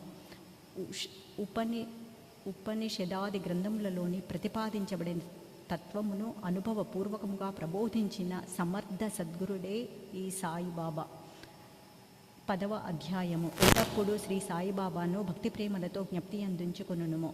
ఏలయన బాబా ఎల్లప్పుడూ తమ ఆత్మస్వరూపం నందే లీలమైన సర్వులకు హితము చేయుటకు నిమగ్నుడై ఉన్నవారు. వారి స్మరణయే జీవస్మరణ రూపమైన సంసారమనడే చిక్కుముడిని విప్పు తరుణోపాయము. ఇది అన్నింటికంటే అత్యంత శ్రేష్టము, సులభతరము అయిన సాధనము. దీనిలో వ్యయ ప్రయాసలు లేవు. కొద్ది శ్రమతో గొప్ప ఫలితమును పొందవచ్చును. అందువలన ఇక ఆలస్యం చేయక మన దేహాద్యంలో పటుత్వమున్నంత వరకు ప్రతి నిమిషమును ఈ సాధనమును అనుష్ఠించుటకు వెచ్చించవలెను. ఇతర దేవతలంతా ఉత్త బ్రహ్మ. గురువుడొకడే దేవుడు. సద్గురుడు చరణములను నమ్మి కొల్చినచో వారు మన అదృష్టమును బాగు చేయగలరు. వారిని శ్రద్ధగా సేవించినచో సంసార బంధనముల నుండి తప్పించుకొనగలము. న్యాయ మీమాంసాది షడ్దర్శనములను చదువ పని లేదు. మన జీవితమే ఓడకు సద్గుని సంగరముగా చేసుకున్నచో కష్టములు చింతతో కూడిన సంసారముడే సాగరమును మనము సులభంగా దాటగలము. సముద్రములు దాటుట, నదులు దాటినప్పుడు మనము ఓడ నడిపేవానయ్యి అందు నమ్మకముంచినట్లు సంసారమనే సాగరమును దాటుపుటకు సద్గురువనే సరంగుపై పూర్తి నమ్మకం ఉంచవలను. భక్తుల యొక్క యంతరంగమున గల భక్తి ప్రేమలను బట్టి సద్గురువు వారికి యజ్ఞమును శాశ్వతానందమును ప్రసాదించును. గత అధ్యాయంలో బాబా యొక్క భిక్షాటనను, కొందరు భక్తుల అనుభవములను మొదలగునవి చెప్తుంది. ఈ అధ్యాయంలో బాబా ఎక్కడ నివసించను, ఎలాగును జీవించను, ఎట్లు క్షీణించడు వారు, భక్తులు ఎట్లు బోధించుచుండెను మొదలగునవి చెప్పుదము. బాబా వారి శయన లీల. మొట్టమొదట బాబా యొక్క పడుకొనునో ఇట్లు చూచెదము. ఒకసారి నానాసాహెబ్ డెంగలే సుమారు 4 మూరల పొడవు, 1 జానడు మాత్రమే వెడల్పు గల ఒక కొయ్యబల్ల బాబా పడకనే తెచ్చెను. ఆ బల్లాను నేలపై వేసుకుని పండుకొనుటకు మారుగా బాబా దానిని మసీదులో యొక్క దూలంనకు ఊయల వలె వ్రేలాడుచున్నట్లు చినిగిన పాత గుడ్డ పీలికలతో కట్టి దానిపైన పడుకొండుట మొదలెడను. గుడ్డ పీలికలు పలుచనివి, ఏమాత్రము బలమైనవి కావు. అవి కొయ్యబల్ల యొక్క బరువును మోయుటయే గగనము. ఇంకా బాబా యొక్క బరువును కూడా కలిపి అవి ఎట్లు భరించుచుండెనో ఎనున్నది ఆశ్చర్య వినోదమునకు హేతువయ్యను. ఆ పాత గుడ్డ పీలికలు ఎంత బరువును మోయగలుగుటచే నిజముగా బాబా లీలయే. బాబా ఆ బల్ల యొక్క 4 మూలల యందు 4 దీపపు ప్రమిదములను రాత్రి ఎంతయో దీపములు వెలిగించుచుండిరి. ఇది ఏమియో విచిత్రము. బల్లపైన ఆజాను బాహుడవు బాబా పడుకొనుటకే స్థలము చాలనప్పుడు దీపములు పెట్టుటకు జాగా ఎక్కడిది? బాబా బల్లపైన పడుకొనిన ఆ దృశ్యమును దేవతలు సహితము చూచి తీరవలసినదే. ఆ బల్లపైన బాబా ఎట్లు ఎక్కుచుండెను, ఎట్లు దిగుచుండెను అనునవి అందరికీ ఆశ్చర్యము కలిగించుచుండెను. అనేక మంది ఉత్సుకతతో బాబా బల్లపైకి ఎక్కుట దిగుట గమనించుటకై కనిపెట్టుకుని ఉండేవారు. కానీ బాబా ఎవరికీ ఆ వైనము అంతు తెలియనివ్వలేదు. ఆ వింత చూచుటకు జనులు గుంపులుగా గుమిగూడుచే బాబా విసుగు చెంది ఒకనాడు ఆ బల్లను విరిచి పారవైచి అష్టసిద్ధులు బాబా యధీనములు. బాబా వాని ఉపేక్షింపలేదు, వాని కొరకు ఏ అభ్యాసములను చేయలేదు. వారి పరిపూర్ణులు కనుక సహజముగానే వారికి అవి సిద్ధించను. బ్రహ్మం యొక్క సగుణావతారము సాయిబాబా 3.5 మూరల మానవ దేహముతో గాన్పించును. వారి సర్వహృదయాంతస్థులు. అంతరంగమున వారు పరమ నిరీహులు, నిస్పృహులైనప్పటికీ బాహ్యమును లోకహితమగు కోరువానికి కనిపించుచుంటిరి. అంతరంగమున వారు మమకార రహితులైనప్పటికీ బాహ్య దృష్టికి మాత్రము తమ భక్తుల యోగక్షేమముల కొరకు ఎంతయో తాపత్రయపడుతున్న వారి వలె కనిపించుచుండేవారు. వారి అంతరంగము శాంతికి ఉనికి పట్టు అయినను బయటకు చంచల మనస్కుని వలె కనిపించుచుండెను. లోపల పరబ్రహ్మ స్థితి ఎందున్నప్పటికీ బయట దయ్యము వలె నటించుచుండేవారు. లోపల దైత్యతి అయినను బయటకు ప్రపంచమన్నందు తగుల్కొనినను వాని వలె కనిపించుచుండెను. ఒక్కొక్కప్పుడందరిలో ప్రేమతో చూచడివారు, ఇంకొకప్పుడు వాళ్ళపైన రాళ్ళు విసిరిచుండేవారు. ఒక్కొక్కప్పుడు వారిని తెచ్చిచుండేవారు, ఇంకొకప్పుడు వారితో ప్రేమగా అక్కున చేర్చుకుని ఎంతో నెమ్మదితో, శాంతంతో, ఓరిమితో, సంయమనంతో వ్యవహరించడివారు. బాబా ఎల్లప్పుడూ ఆత్మానుసంధానమందే మునిగి ఉండేవారు. భక్తులపైన కారుణ్యమును చూపుచుండేవారు. వారు ఎల్లప్పుడూ ఆసనం నందు స్థిరముగా నుండేవారు. వారెక్కడకు ప్రయాణములు చేసేవారు కారు. చిన్న చేతి కర్రయే వారి సదా ధరించడి దండము. చింతారహితులై ఎప్పుడూ శాంతముగా నుండేవారు. సిరి సంపదలను కానీ కీర్తి ప్రతిష్టలను కానీ లక్ష్య పెట్టక భిక్షాటనంచే నిరాడంబరులై జీవించుచుండేవారు. అట్టి పావన జీవనులు కూడా ఎల్లప్పుడూ బాబా అల్లా మాలిక్ అని అనేవారు. భక్తుల యందు అవిచ్ఛిన్నమైన పరిపూర్ణ ప్రేమానురాగంలో కలిగి ఉండేవారు. ఆత్మజ్ఞానమునకు ఆయన గని, దివ్యానందములకు వారు ఉనికిపట్టు. సాయిబాబా యొక్క దివ్యస్వరూపమును అట్టిది, ఆద్యంతములు లేనట్టిది, అక్షయమైనట్టిది, భేదరహితమైనట్టిది, విశ్వమంతయు నావరించినట్టిది అయినా ఆ పరబ్రహ్మతత్వమే సాయిబాబాగా అవతరించినదని ఎంతో పుణ్యము చేసుకున్న అదృష్టవంతులు మాత్రమే ఆ నిధిని పొందగలరని గ్రహించగలరు. సాయిబాబా యొక్క నిజ తత్వమును గ్రహించలేక వారునొక సామాన్య మానవులుగా నిజంను దురదృష్టవంతులు. షిరిడీలో బాబా నివాసము, వారి జన్మతేదీ, బాబా యొక్క తల్లిదండ్రుల గురించి కానీ వారి సరియైన జన్మతేదీ కానీ ఎవరికీ తెలియదు. వారు షిరిడీలో ఉండిన కాలాన్ని బట్టి దాదాపు సుమారుగా నిశ్చయించుచుండును. బాబా 16 ఏళ్ల ప్రయంలో షిరిడీ వచ్చి 3 సంవత్సరములు అచట నుండి హఠాత్తుగా అచట నుండి అదృష్టమై కొంతకాలం పిమ్మట నైజాము రాజ్యంలోని ఔరంగాబాద్నకు సమీపమున గనిపించిరి. 20 సంవత్సరముల ప్రాయమున చాందుపట్టిలో పెళ్లి గుంపులో షిరిడీ చేరిరి. అప్పటి నుంచి 60 సంవత్సరములు షిరిడీలు వదలక అచటనే ఉండి 1918 సంవత్సరము మహాసమాధి చెందిరి. దీనిని బట్టి బాబా సుమారు 1938 సంవత్సరము ప్రాంతములను జన్మించిందిరని భావించుచున్నారు. బాబా లక్ష్యము వారి బోధనలో 17వ శతాబ్దంలో రామదాసియను యోగి పుంగవుడు వర్ధిల్లెను.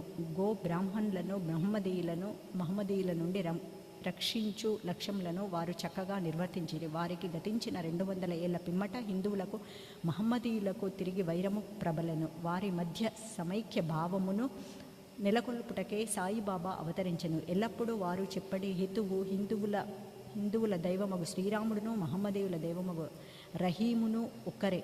వారిరువురి మధ్య ఏమీ భేదము లేదు. అట్లయినప్పటికీ వారి భక్తులు వారిలో వారు కలహమాడుట ఎందులకు? ఓ అజ్ఞానులారా, చేతులు కలిపి 2 జాతులను కలిసిమెలిసి ఉండుడు, బుద్ధితో ప్రవర్తింపుడు, జాతీయ ఐకమత్యమును సమకూర్పుడు. వివాదము వల్ల కానీ ఘర్షణ వల్ల కానీ ప్రయోజనము లేదు. అందుచే వివాదమును విడువుడు. ఇతరులతో పోటీ పడకుము. మీ యొక్క వృద్ధిని మేలుకొని చూచుచు భగవంతుని మిమ్మల్ని రక్షించును. యోగము, త్యాగము, తపస్సు, జ్ఞానము, మోక్షము మార్గములు, వీనిలో నేదైనను అవలంబించిన మోక్షమును సంపాదించినచో మీ జీవితం వ్యర్థము. ఎవరైనా మీకు కీడి చేసినచో ప్రత్యుపకారము చేయకుడు. ఇతరుల కొరకు మీరేమి అయినా చేయగలిగినచో నెల్లప్పుడూ మేలు మాత్రమే చేయుడు. సంగ్రహముగా ఇదియే బాబా యొక్క ప్రబోధము. ఇది ఇహపర సాధనము. సాయిబాబా సద్గురువు. గురువులమని చెప్పుకొను తిరుగువారు అనేకులు గలరు. వారు ఇప్పటికీ ఇంటింటికి తిరుగుచు వీణ చరితలు చేతపట్టుకొని ఆధ్యాత్మిక కాడంబరము చాటెదరు. శిష్యుల చెవులలో మంత్రములు సూది వారి నుండి ధనము లాగెదరు. పవిత్ర మార్గములను మతములను బోధించుదుమని చెప్పెదరు. కానీ మతమనగానేమో వారికి తెలియదు. స్వయముగా వారపవిత్రుడు. సాయిబాబా తన గొప్పతనం ఎన్నడూను ప్రదర్శింపవలని అనుకోలేదు. వారికి దేహాభిమానము ఏమాత్రము లేకుండెను. కానీ భక్తుల యందు మిక్కిలి ప్రేమ మాత్రము ఉండిడిది. నియత గురువులని అనియత గురువులని 2 విధములు. నియత గురువులుగా నియమింపబడిన వారు అనియత గురువులుగా సమానయకులముగా వచ్చి ఏదైనా సలహానిచ్చి తమ యంతరంగమునున్న సుగుణములను వృద్ధి చేసి మోక్ష మార్గమును త్రొక్కునట్లు చేయువారు. నియత గురువుల సహవాసము నీవు నేన ద్వంద్వ భావనను పోగొట్టి అంతరంగమున యోగమును ప్రతిష్ఠించి తత్వమసి యగునట్లుగా చేయును. సర్వ విధముల ప్రపంచ జ్ఞానమును బోధించు గురువులనేకులు కలరు. కానీ మనలెవరైతే సహజ స్థితి యందు నిలుచునట్లు చేసి మనలను ప్రపంచ పుటనికి అతీతముగా తీసుకొని పోయేదరే వారే సద్గురువులు. సాయిబాబా ఎట్టి సద్గురువు. వారి మహిమ వర్ణనాతీతము. ఎవరైనా వారిని దర్శించినచో బాబా యొక్క భూత భవిష్యత్ వర్తమానాలన్నింటినీ చెప్పుదురు. ప్రతి జీవి యందు బాబా దైవత్వమును చూచెడివారు. స్నేహితులు విరోధులు వారికి సమానులే. నిరభిమానము సమత్వము వారిలో మూర్తిభవించినవి. వారు దుర్మార్గుల నవసరము కూడా తీర్చెడివారు. కలిమి లేములు వారికి సమానము. మానవ హృదయముతో సంచరించినప్పటికీ వారికి గృహ దేవాదులయందు అభిమానము లేకుండాను. శరీర ధారణ వల్ల కనిపించిన వారు నిజమునకు నిశ్శరీరులు, జీవన్ముక్తులు. బాబాను భగవానుని వలె పూజింపడి షిరిడి ప్రజలు పుణ్యాత్ములు. ఏది తినుచున్నను త్రాగుచున్నను తమ డొల్లలోనూ పొలములోనూ పని చేయకున్నను వారెల్లప్పుడూ సాయిని జ్ఞప్తి అందించుకొని సాయి మహిమను కీర్తించడివారు. సాయి తప్ప ఇంకొకరి దైవంను వారెరిగి ఉండరు.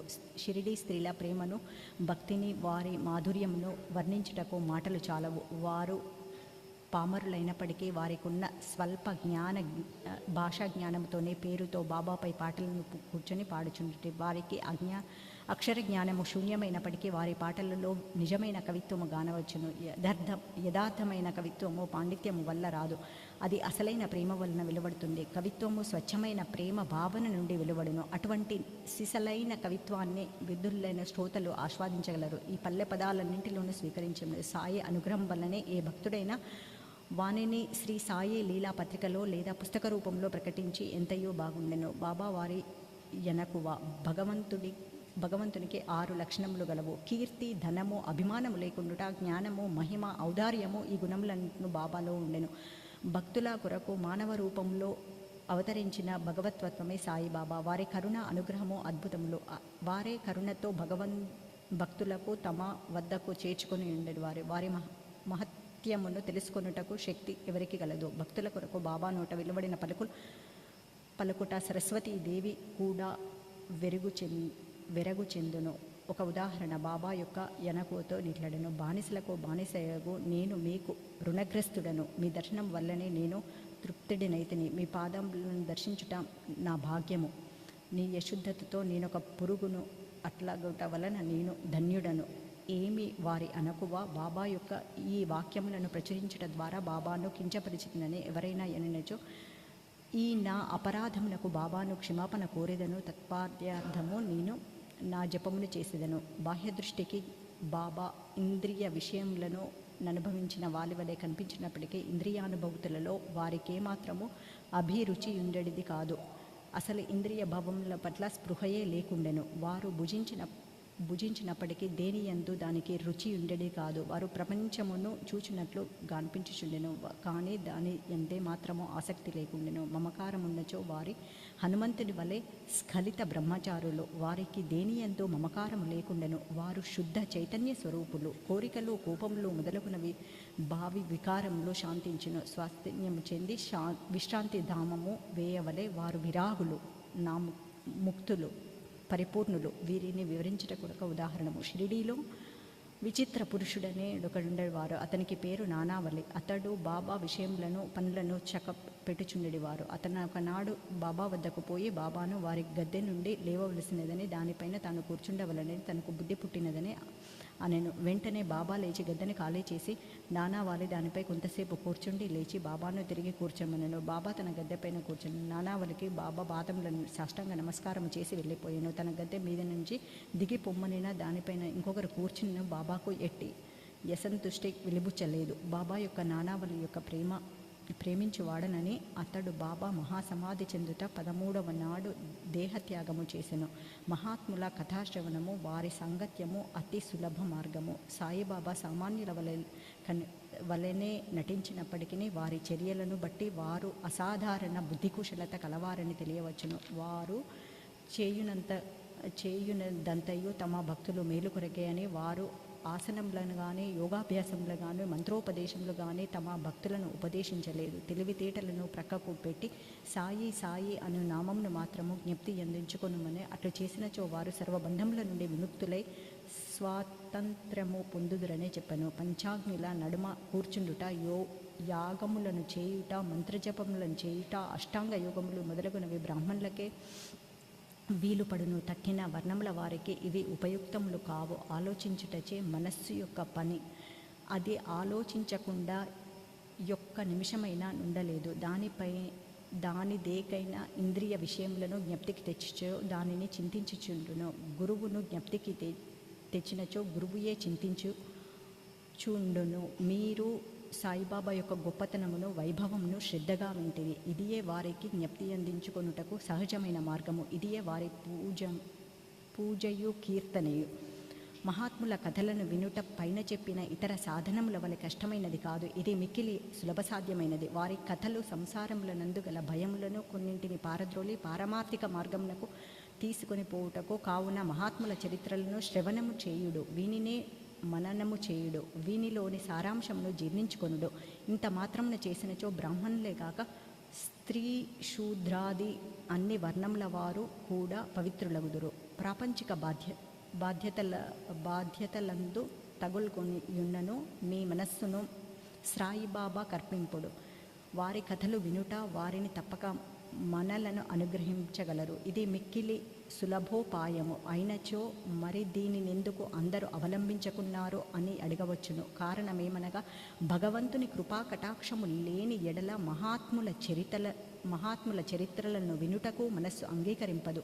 భగవంతుని చేతనే సర్వము నిరాటంకము సుగుణము యగును. మహాత్ముల కథలు వినుటయనగా వారి సాంగత్యము చేయుటయే. మహాత్ముల సాంగత్యమును కలుగు ప్రాముఖ్యతను చాలా గొప్పది. అది మన అహంకారమును దేహాభిమానమును నశింపచేయును. చావు పుట్టుకలనే బంధములను కూడా నశింపచేయును. హృదయ గ్రంథములను తెగగొట్టుకొనును. తుదకు శుద్ధ చైతన్య రూపుడగు భగవంతుని సాన్నిధ్యమునకు తీసుకొని పోవును. విషయ వ్యామోహముల యందు మనకు గల అభిమానమును తగ్గించి ప్రాపంచిక కష్ట సుఖములందు విరక్తి కలుగచేసి పారమార్థికముగా నడుపును. మీకు భగవన్నామ స్మరణము, పూజ, భక్తి వంటి ఇతర సాధనములేవియూ లేకపోయినను కేవలము హృదయపూర్వక మహాత్ములను ఆశ్రయించినచో చాలును. వారు మనలను భగవత్సాగరమును తరింపచేయుదురు. మహాత్ములు అందుకొరకే అవతరించును. ప్రపంచ పాపముల తొలగ చేయునట్టే గంగా, గోదావరి, కృష్ణ, కావేరి మొదలగు పవిత్ర నదులు కూడా మహాత్ములు వచ్చి తమ నీటితో స్నానము చేసి తమను పాపములను పావనము చేయవలనని వాంఛించుండెను. మహాత్ముల మహిమ అట్టిది.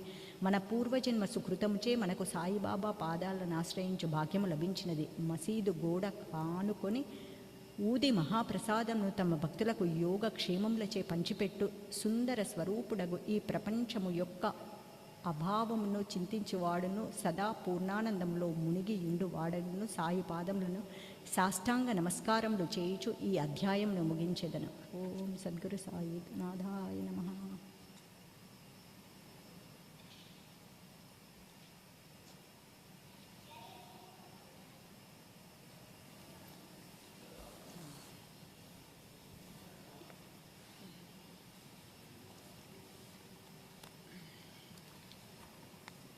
Chapter 11, Sai is Sagun Brahma. Dr. Pandit's worship, Haji Sidi Falk, control over the elements. Let us now in this chapter describe the manifest Sagun Brahma Sai as to how he was worshipped and how he controlled the elements. Sai as Sagun Brahma. There are two aspects of God, or Brahma. One, the unmanifest Nirgun, and two, the manifest Sagun. The Nirgun is formless, while the Sagun is with form, though both denote the same Brahma. Some prefer to worship the former, some the latter. As stated in the Gita, chapter 13, the worship of the latter is easy and preferable. As man has got a form, body, senses, etc., it's natural and easy for him to worship the God with form. Our love and devotion do not develop unless we do worship Sagun Brahma for a certain period of time. And as we advance, it leads us to the worship, meditation of Nirgun Brahma. So let us start with Sagun worship.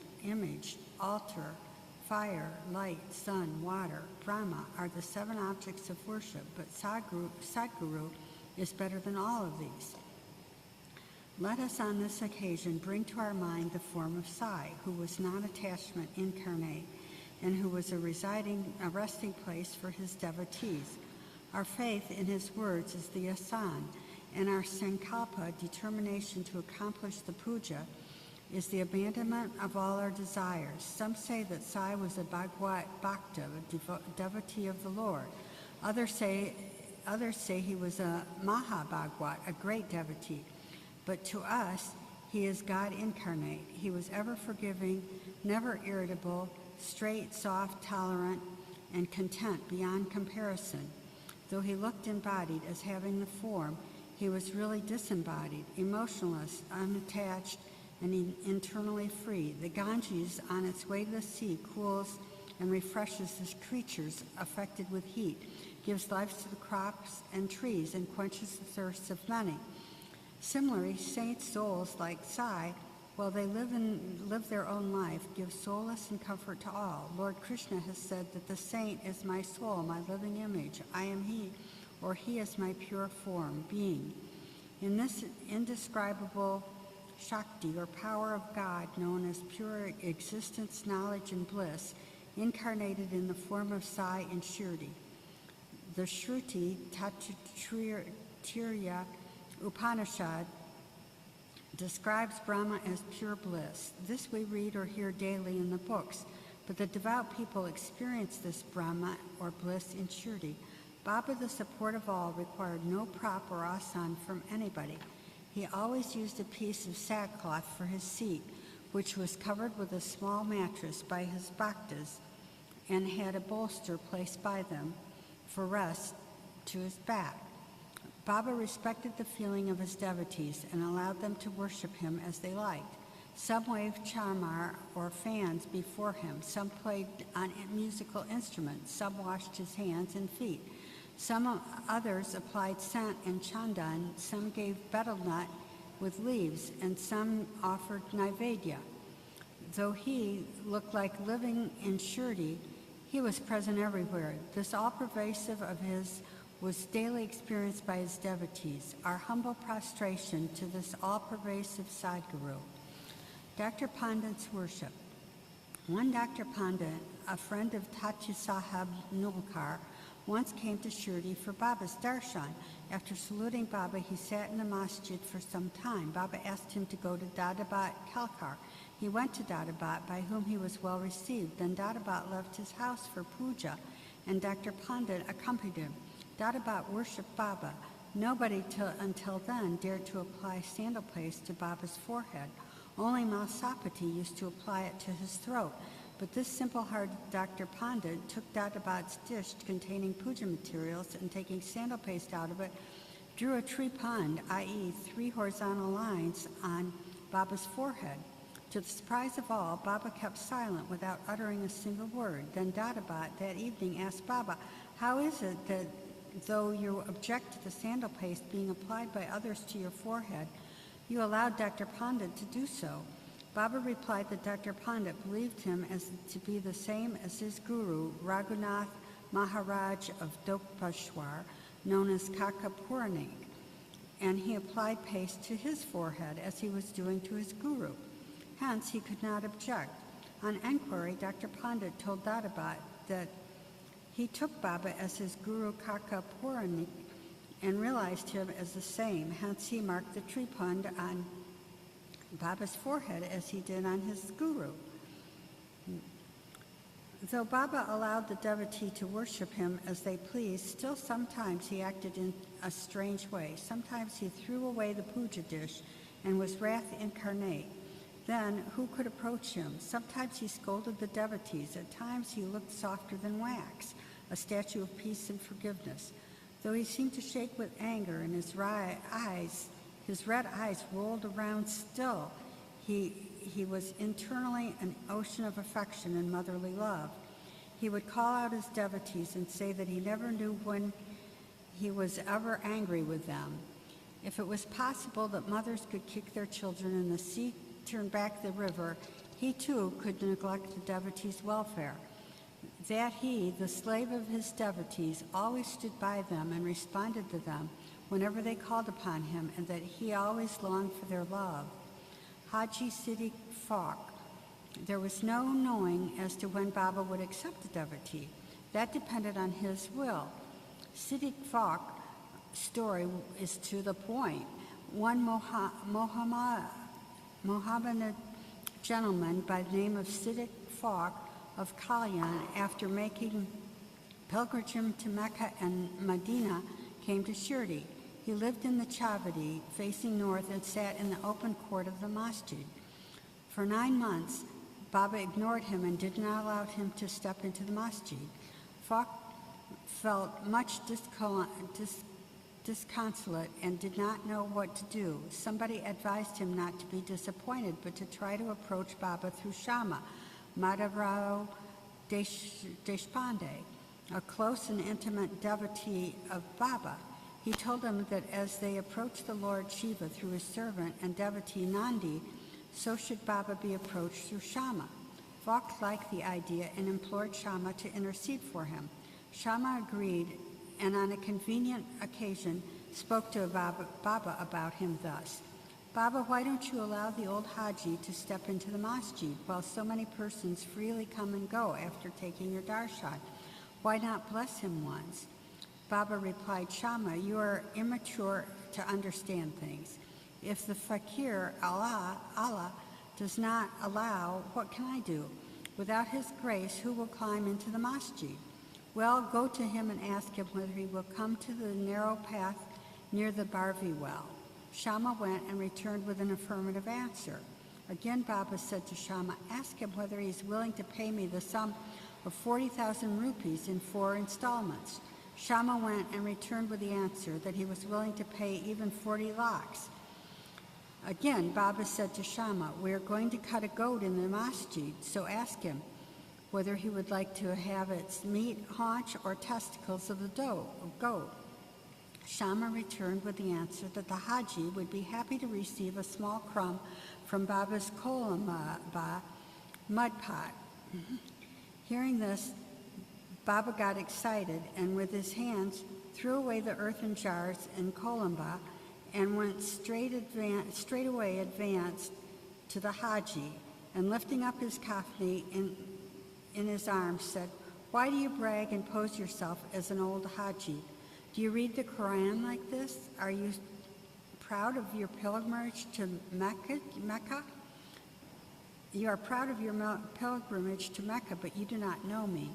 Being thus scolded, the Haji was confounded. Baba then went back to the masjid, purchased a basket of mangoes, and sent them to the Haji.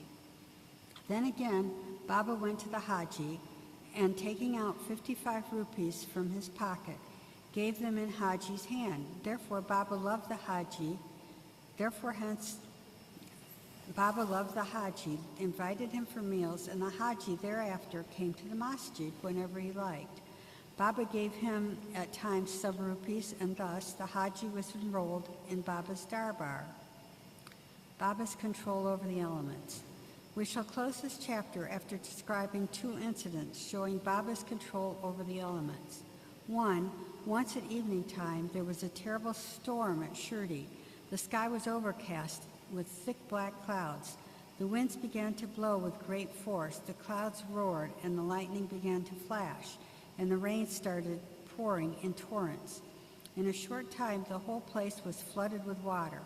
All the creatures, birds, beasts, and men got terribly frightened, and they flocked to the masjid for shelter. There are many local deities in Shirdi, but none of them came to their rescue. So they all prayed to Baba, their God, who was fond of their devotion, to intercede and quell the storm. Baba was much moved. He came out and, standing at the edge of the masjid, addressed the storm in a loud and thunderous voice. Stop! Stop your fury and be calm. In a few minutes the rain subsided, and the wind ceased to blow, and the storm came to a stop. Then the moon rose in the sky, and the people went back home well pleased. 2. On another occasion, at noon, the fire in the Duni began to burn brightly. Its flames were seen to be reaching the rafters above. The people who were sitting at the masjid did not know what to do. They dared not to ask Baba to pour water or do anything to quench the flames. But Baba soon came to realize what was happening. He took up his satka, short stick, and dashed it against a pillar in front, saying, Get down, be calm. At each stroke of the satka, the flames began to slow down, and in a few minutes the Duni became calm and normal.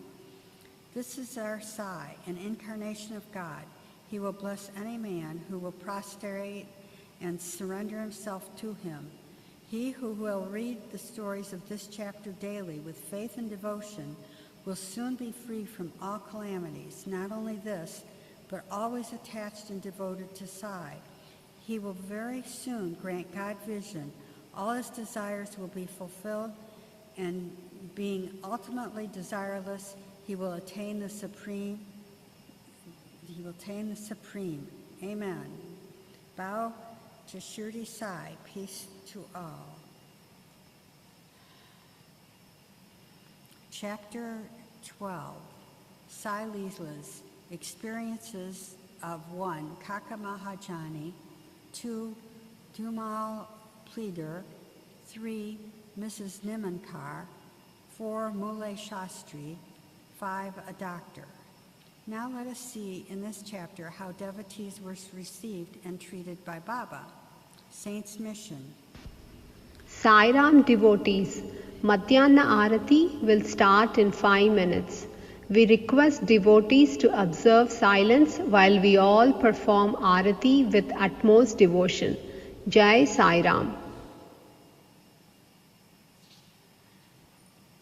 Saints' Mission. We have seen before that the purpose or object of divine incarnation is to protect the good and destroy the wicked. But the missions of the saints is quite different. To them, the good and the wicked are the same. First, they draw the evildoers and set them on the right path. They are the Agasti to destroy the Bhavasagar, the ocean of worldly existence, or the sun to destroy the darkness of ignorance. The God dwells in the saints. In fact, they are not different from him. Our Sai is one of these who incarnated for the welfare of the devotees. Supreme in knowledge and surrounded with divine aura, he loved all beings equally. He was unattached. Foes and friends, kings and paupers, all were same to him. Hear his prowess. For the sake of devotees, he gave his stock of merits and was ever alert to help them. But the devotees could never approach him unless he meant to receive them. If their appointed time did not come, they did not remember Baba, and his leelas could not reach their ears. Then how could they think of seeing him? Some men desired to see Baba, but they did not get any opportunity of taking his darshan until his Mahasamadhi. There are many such persons whose desire for Baba's darshan was not thus satisfied. If these persons, believing in him, listen to his leelas, their quest for darshan will be, to a great extent, satisfied by the leelas. Even if some persons went there by sheer luck and took Baba's darshan, were they able to stay there longer? No. Nobody could go there of his own accord, and nobody could stay there longer if he did not wish so. They could stay there so long as Baba permitted them to stay, and had to leave the place when asked to do so by him. Everything depended on Baba's divine will. Kaka Mahajani. Once Kaka Mahajani went to Shirdi from Mumbai. He wanted to stay there for 1 week enjoy the Gokul Ashtami festival. As soon as he took Baba's darshan, Baba asked him, "When are you returning home?" He was rather surprised at this question, but he had to give an answer. He said that he would go home when he ordered him to do so. Then Baba said, "Go tomorrow." Baba's word was law and had to be obeyed. Kaka Mahajani therefore left Shirdi immediately. When he went to his office in Mumbai, he found his employer anxiously waiting for him. His manim, i.e. the manager, suddenly fell ill, hence Kaka's presence was absolutely necessary. He had sent a letter to Kaka at Shirdi, which was redirected to him at Mumbai. Bahu Sahib Dhumal. Now listen to another story. Once Baha Sahib Dhumal was going to Nipad for a case. On the way he came to Shirdi, took Baba's darshan, and wanted to proceed to Nipad immediately. But Baba did not permit him to do so. He made him stay at Shirdi for a week or more. In the meantime, the magistrate at Nipad had suffered intensely from pain in his abdomen, and the case was adjourned. Mr. Dhumal was then allowed to go to attend to his case. It went on for some months and was tried by 4 magistrates. Ultimately, Mr. Dhumal won the case and his client was acquitted. Mrs. Nimankar. Mr. Nana Sahib Nimankar, Watandar of Niman, an honorary magistrate, was staying at Shirdi with his wife. Mr. and Mrs. Nimankar were spending most of their time in the masjid with Baba and serving him. It so happened that their son fell ill at Bellapur, and the mother decided, with Baba's consent, to go to Bellapur and see her son and other relatives and stay there for a few days. But Mr. Nana Sahib asked her to return the next day. The lady was in a fix and did not know what to do. but her god Sai came to her help. While leaving Shirdi, she went to Baba, who was standing in front of Sateswada with Nana Sahibs and others, and prostrated at his feet and asked his permission to go. Baba said to her, "Go quickly, be calm and unperturbed. Stay comfortably at Bellapur for 4 days. See all your relatives and then return to Shirdi." Shri सच्चिदानंद सद्गुरु साईनाथ महाराज की जय। घेऊनी पंचारते करो बाबांची आरती, करो साईंची आरती, करो बाबांची आरती। उठा उठा हो बांधव, ओवाळू हार माधव, साई माधव, ओवाळू हार माधव। करुणिया स्थिर मन, पाहू गंभीर हे ध्यान, साईंचे हे ध्यान, पाहू गंभीर हे ध्यान। कृष्णनाथ दत्त साई, लढो चित्त तुझे पायी, चित्त बाबा पाये, जडो चित्त तुझे पायी। आरती साई बाबा, सौख्यदातार जीवा, चरणार जातली, द्यावा दासा विसावा, भक्ता विसावा। आरती साई बाबा, जाळूनी आनंद, सस्वरूपी राहे रंग, मुमोक्ष जनादावी, निज डोळा श्रीरंग, डोळा श्रीरंग। आरती साई बाबा, जया मनी जैसा भाव, दया तैसा अनुभव, दाविसे दया घना, ऐसी तुझी ही माव, तुझी ही माव। आरती साई बाबा, तुमचे नाम ध्याता, हरे संस्कृती व्यथा, अगाध तव करणी, मार्ग दाविसी अनाथा, दाविसी अनाथा।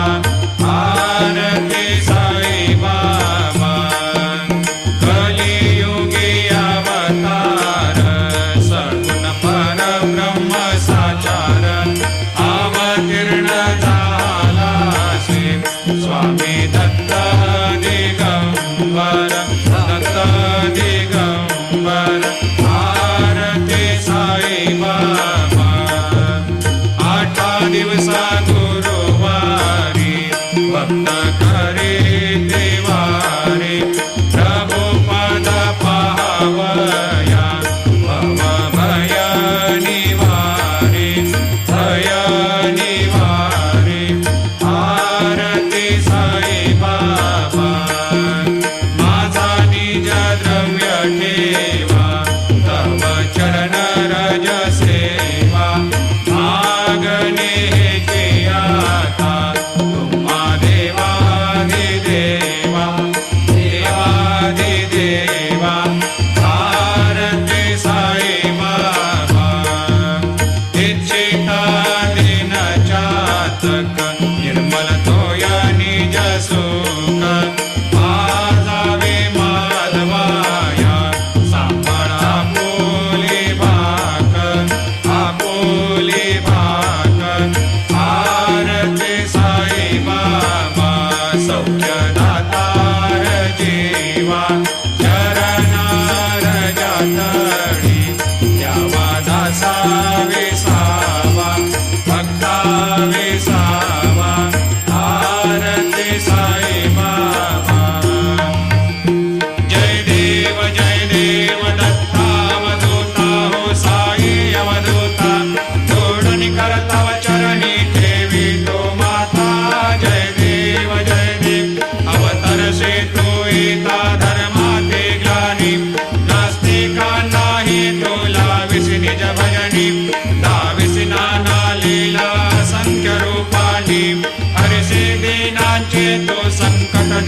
नयनी जय देव दत्तावधूता हो साई अवधूता जोडून कर तव चरणी ठेवी तो माता जय देव यवन स्वरूपी ऐक्या दर्शन त्वादिथले संशय निरसमिया तद्वैता घालविले गोपी चंदा मंदा त्वाचे उद्धरिले मोमिन वंशे जन्मुनि लोका तारियले जय देव दत्तावधूता हो साई अवधूता जोडून कर तव चरणी देवी तो माता जय देव वेदन तत्वे हिंदू यवनांचा काही दावायासे झाला पुनरपि नरदेही पाहसी प्रेमाने तो हिंदू यवनाही दाविसे आत्मत्वाने व्यापक साई जय देव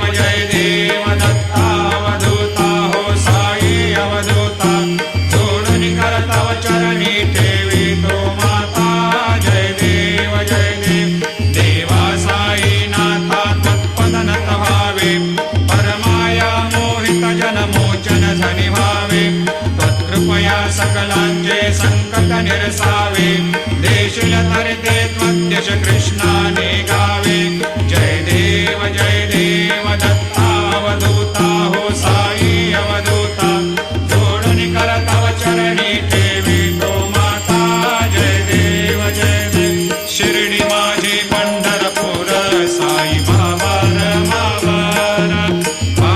रमावर साई बाबा रमावर शुद्ध भक्ती चंद्रभागा भाव पुंडलिक जागा भाव पुंडलिक जागा याहो अवघे जन करो बाबांशी वंदन साईंशी वंदन करो बाबांशी वंदन गणू म्हणे बाबा साई धाम भाव माझे आई धाम भाव माझे आई झाली लोटांगण बंदीन चरण डोळ्याल पायन रूप तुझे प्रेमी अलंकेन आनंदी पूजन भावे वायन म्हणे नमः त्वमेव माता पिता त्वमेव बंधु सखा त्वमेव विद्या द्रविणं त्वमेव सर्वं मम देवते कायेन वाचा मनसेन्द्रियैर्वा बुद्ध्यात्मना वा प्रकृतिस्वभावात् करोमि यद्यत् सकलं परस्मै नारायणायति समर्पयामि अच्युतं केशवं रामनारायणं कृष्णदामोदरं वासुदेवं हरि केदारं माधवं गोपिकावल्लभं जानकीनायकं रामचन्द्रं भजे हरे राम राम राम हरे हरे हरे कृष्ण कृष्ण कृष्ण हरे हरे श्री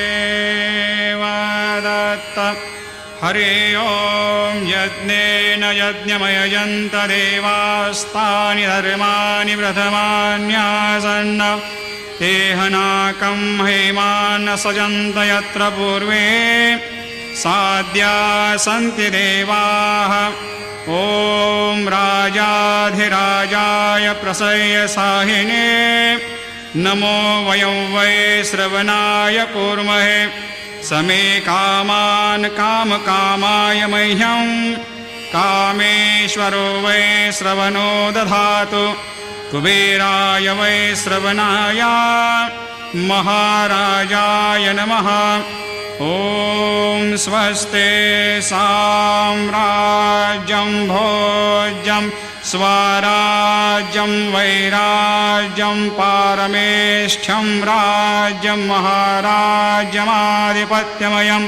समन्तवर्या ईस्यात् सार्वभौमत्सार्वायुषान्त्राधात् परार्धात् पृथिव्यै समुद्रपर्यन्ताया एकराळिति तदप्येष श्लोकोऽभिगीतो मरुतः परिवेष्टारो मरुतस्यावसङ्ग्रहे आवीक्षितस्य कामप्रेर्विश्वे देवा सभासदैते श्रीनारायण वासुदेवाय सच्चिदानंद सद्गुरु साईनाथ महाराज की जय।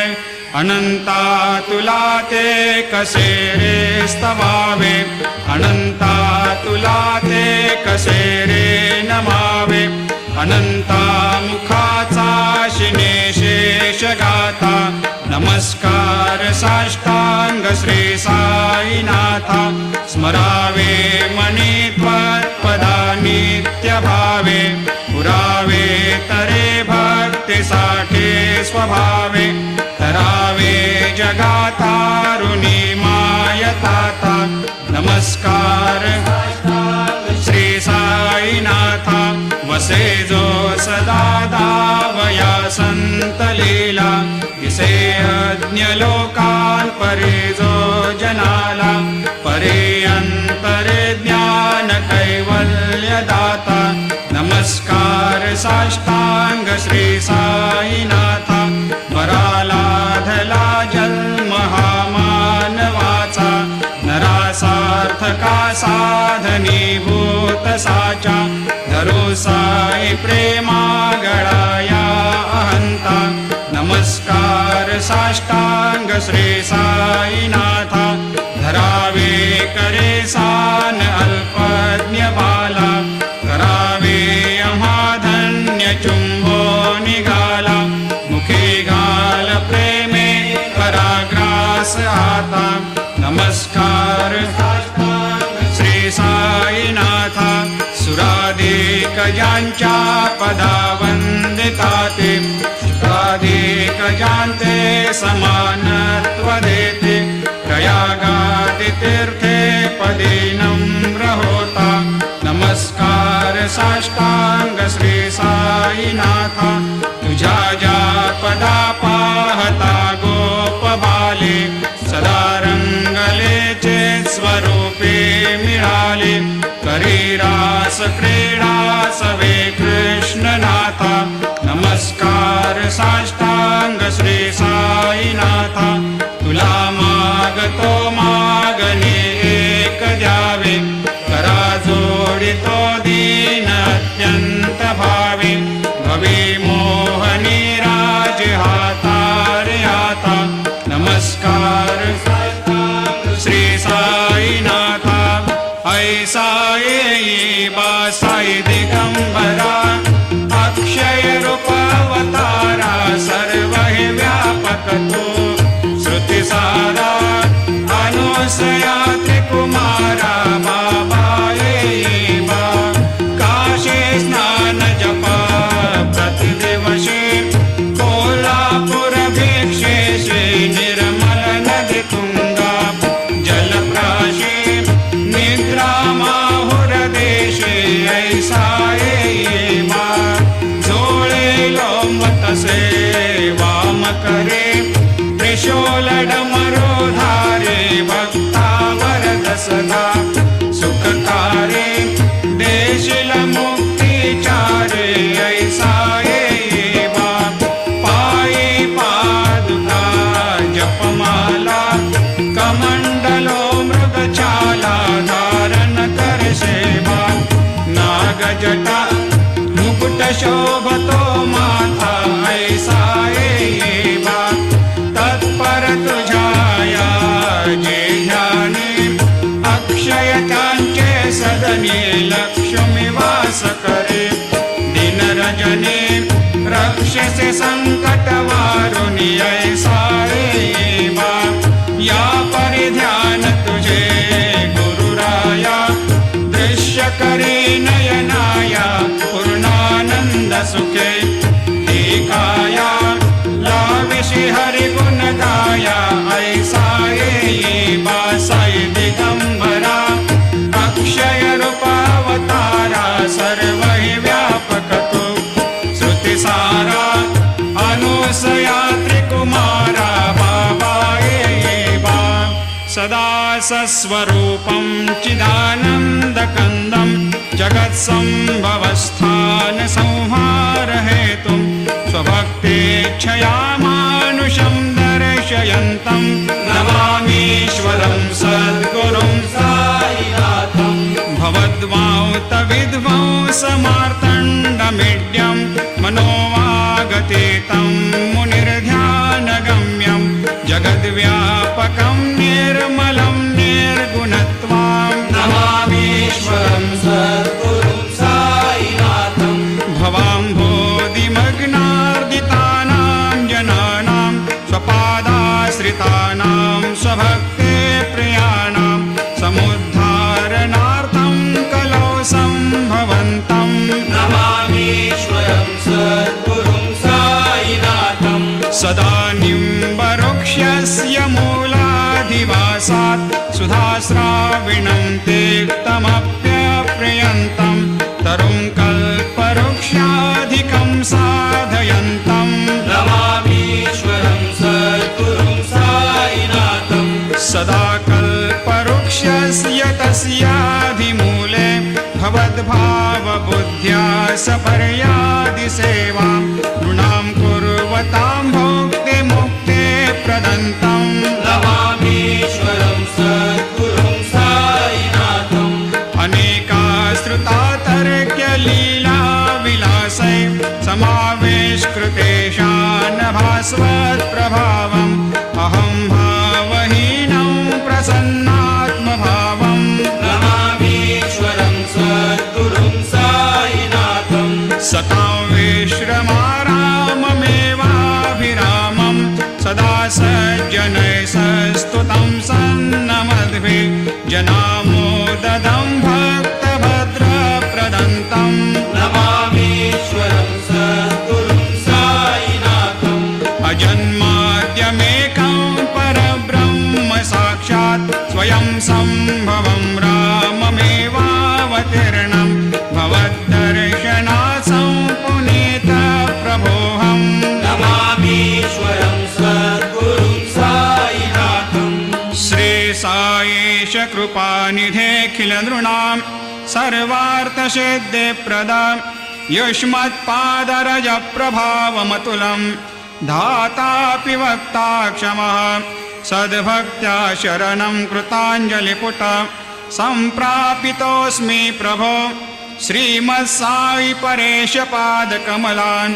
न्यान्यच्छरण्यं मम सायिरोपधर रागोत्तमं भक्तकामविबुधद्रुमं प्रभुं माययोपतचित्तशुद्धये चिन्तयाम्यहमर्निशं मुदा शरत्सुधांशुप्रतिमं प्रकाशं कृपातपत्रं तव साईनाथ त्वदीयपादाब्जसमाश्रितानां स्वच्छायया तापमपाकरोतु उपासनादैवत साईनाथ स्तवैर्मयोपासनिना स्तुतस्त्वं रमेन्मनोन्मे तव पादयुग्मे भृङ्गो यथाब्जे मकरन्दलुब्धा अनेकजन्मार्जितपापसंशयो भवेद्भवत्पादसरोजदर्शनात् क्षमस्व सर्वान्धपरान्धपुञ्जकान् प्रसेद साये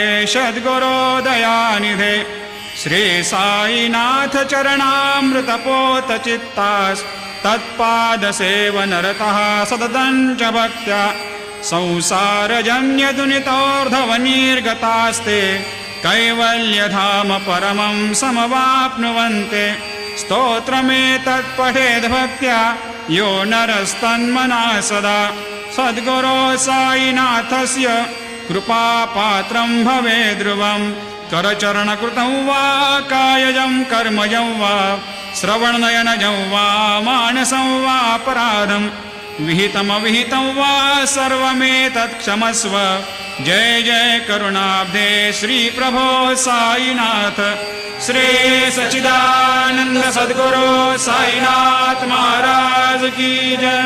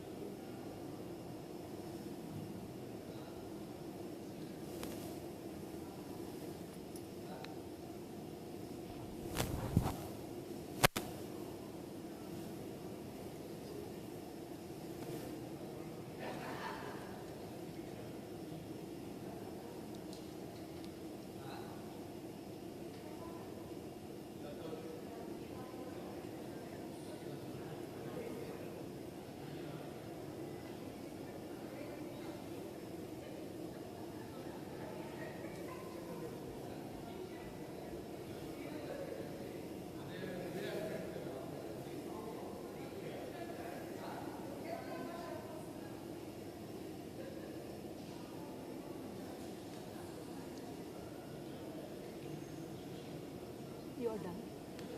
I just read through Mrs. Nimankar. Okay, you want to finish? Didn't finish quite. Yeah, then go ahead, finish. No, it's okay. No, finish it, then I'll start. That's fine.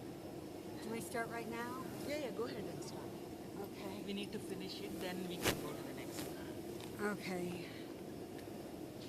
Let's see, chapter. 14, right? No, they're behind. We're on. Oh, I did 11 and 12.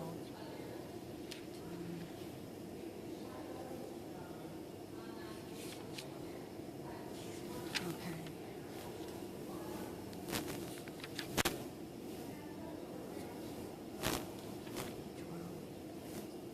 Okay.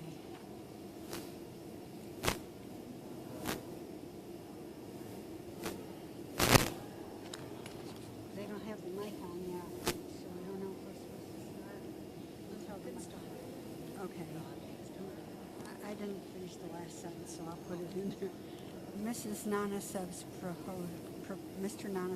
proposal was overruled by Baba decree. Muley Shastri of Nasik, an Orthodox Agnihotri Brahmin of Nasik, Muley Shastri. They turned it off from someplace out there when I was reading. I think they don't. I don't know if they want us to read through. An Orthodox Agnihotra Brahmin of Nasik, Muley Shastri, who had studied the 6 Shastras and was well versed in astrology and palmistry, once came to Shirdi to see Mr. Bapu Sahab Bhuti, the famous millionaire of Nagpur. After seeing him, he and others went to see Baba in the masjid. Baba bought various fruits and other things from vendors with his own money and distributed them to people present in the masjid. Baba used to press the mango on all sides so skillfully that when Baba sucked it, he got all the pulp at once in his mouth and could throw away the seeds. Plantains were peeled off by Baba.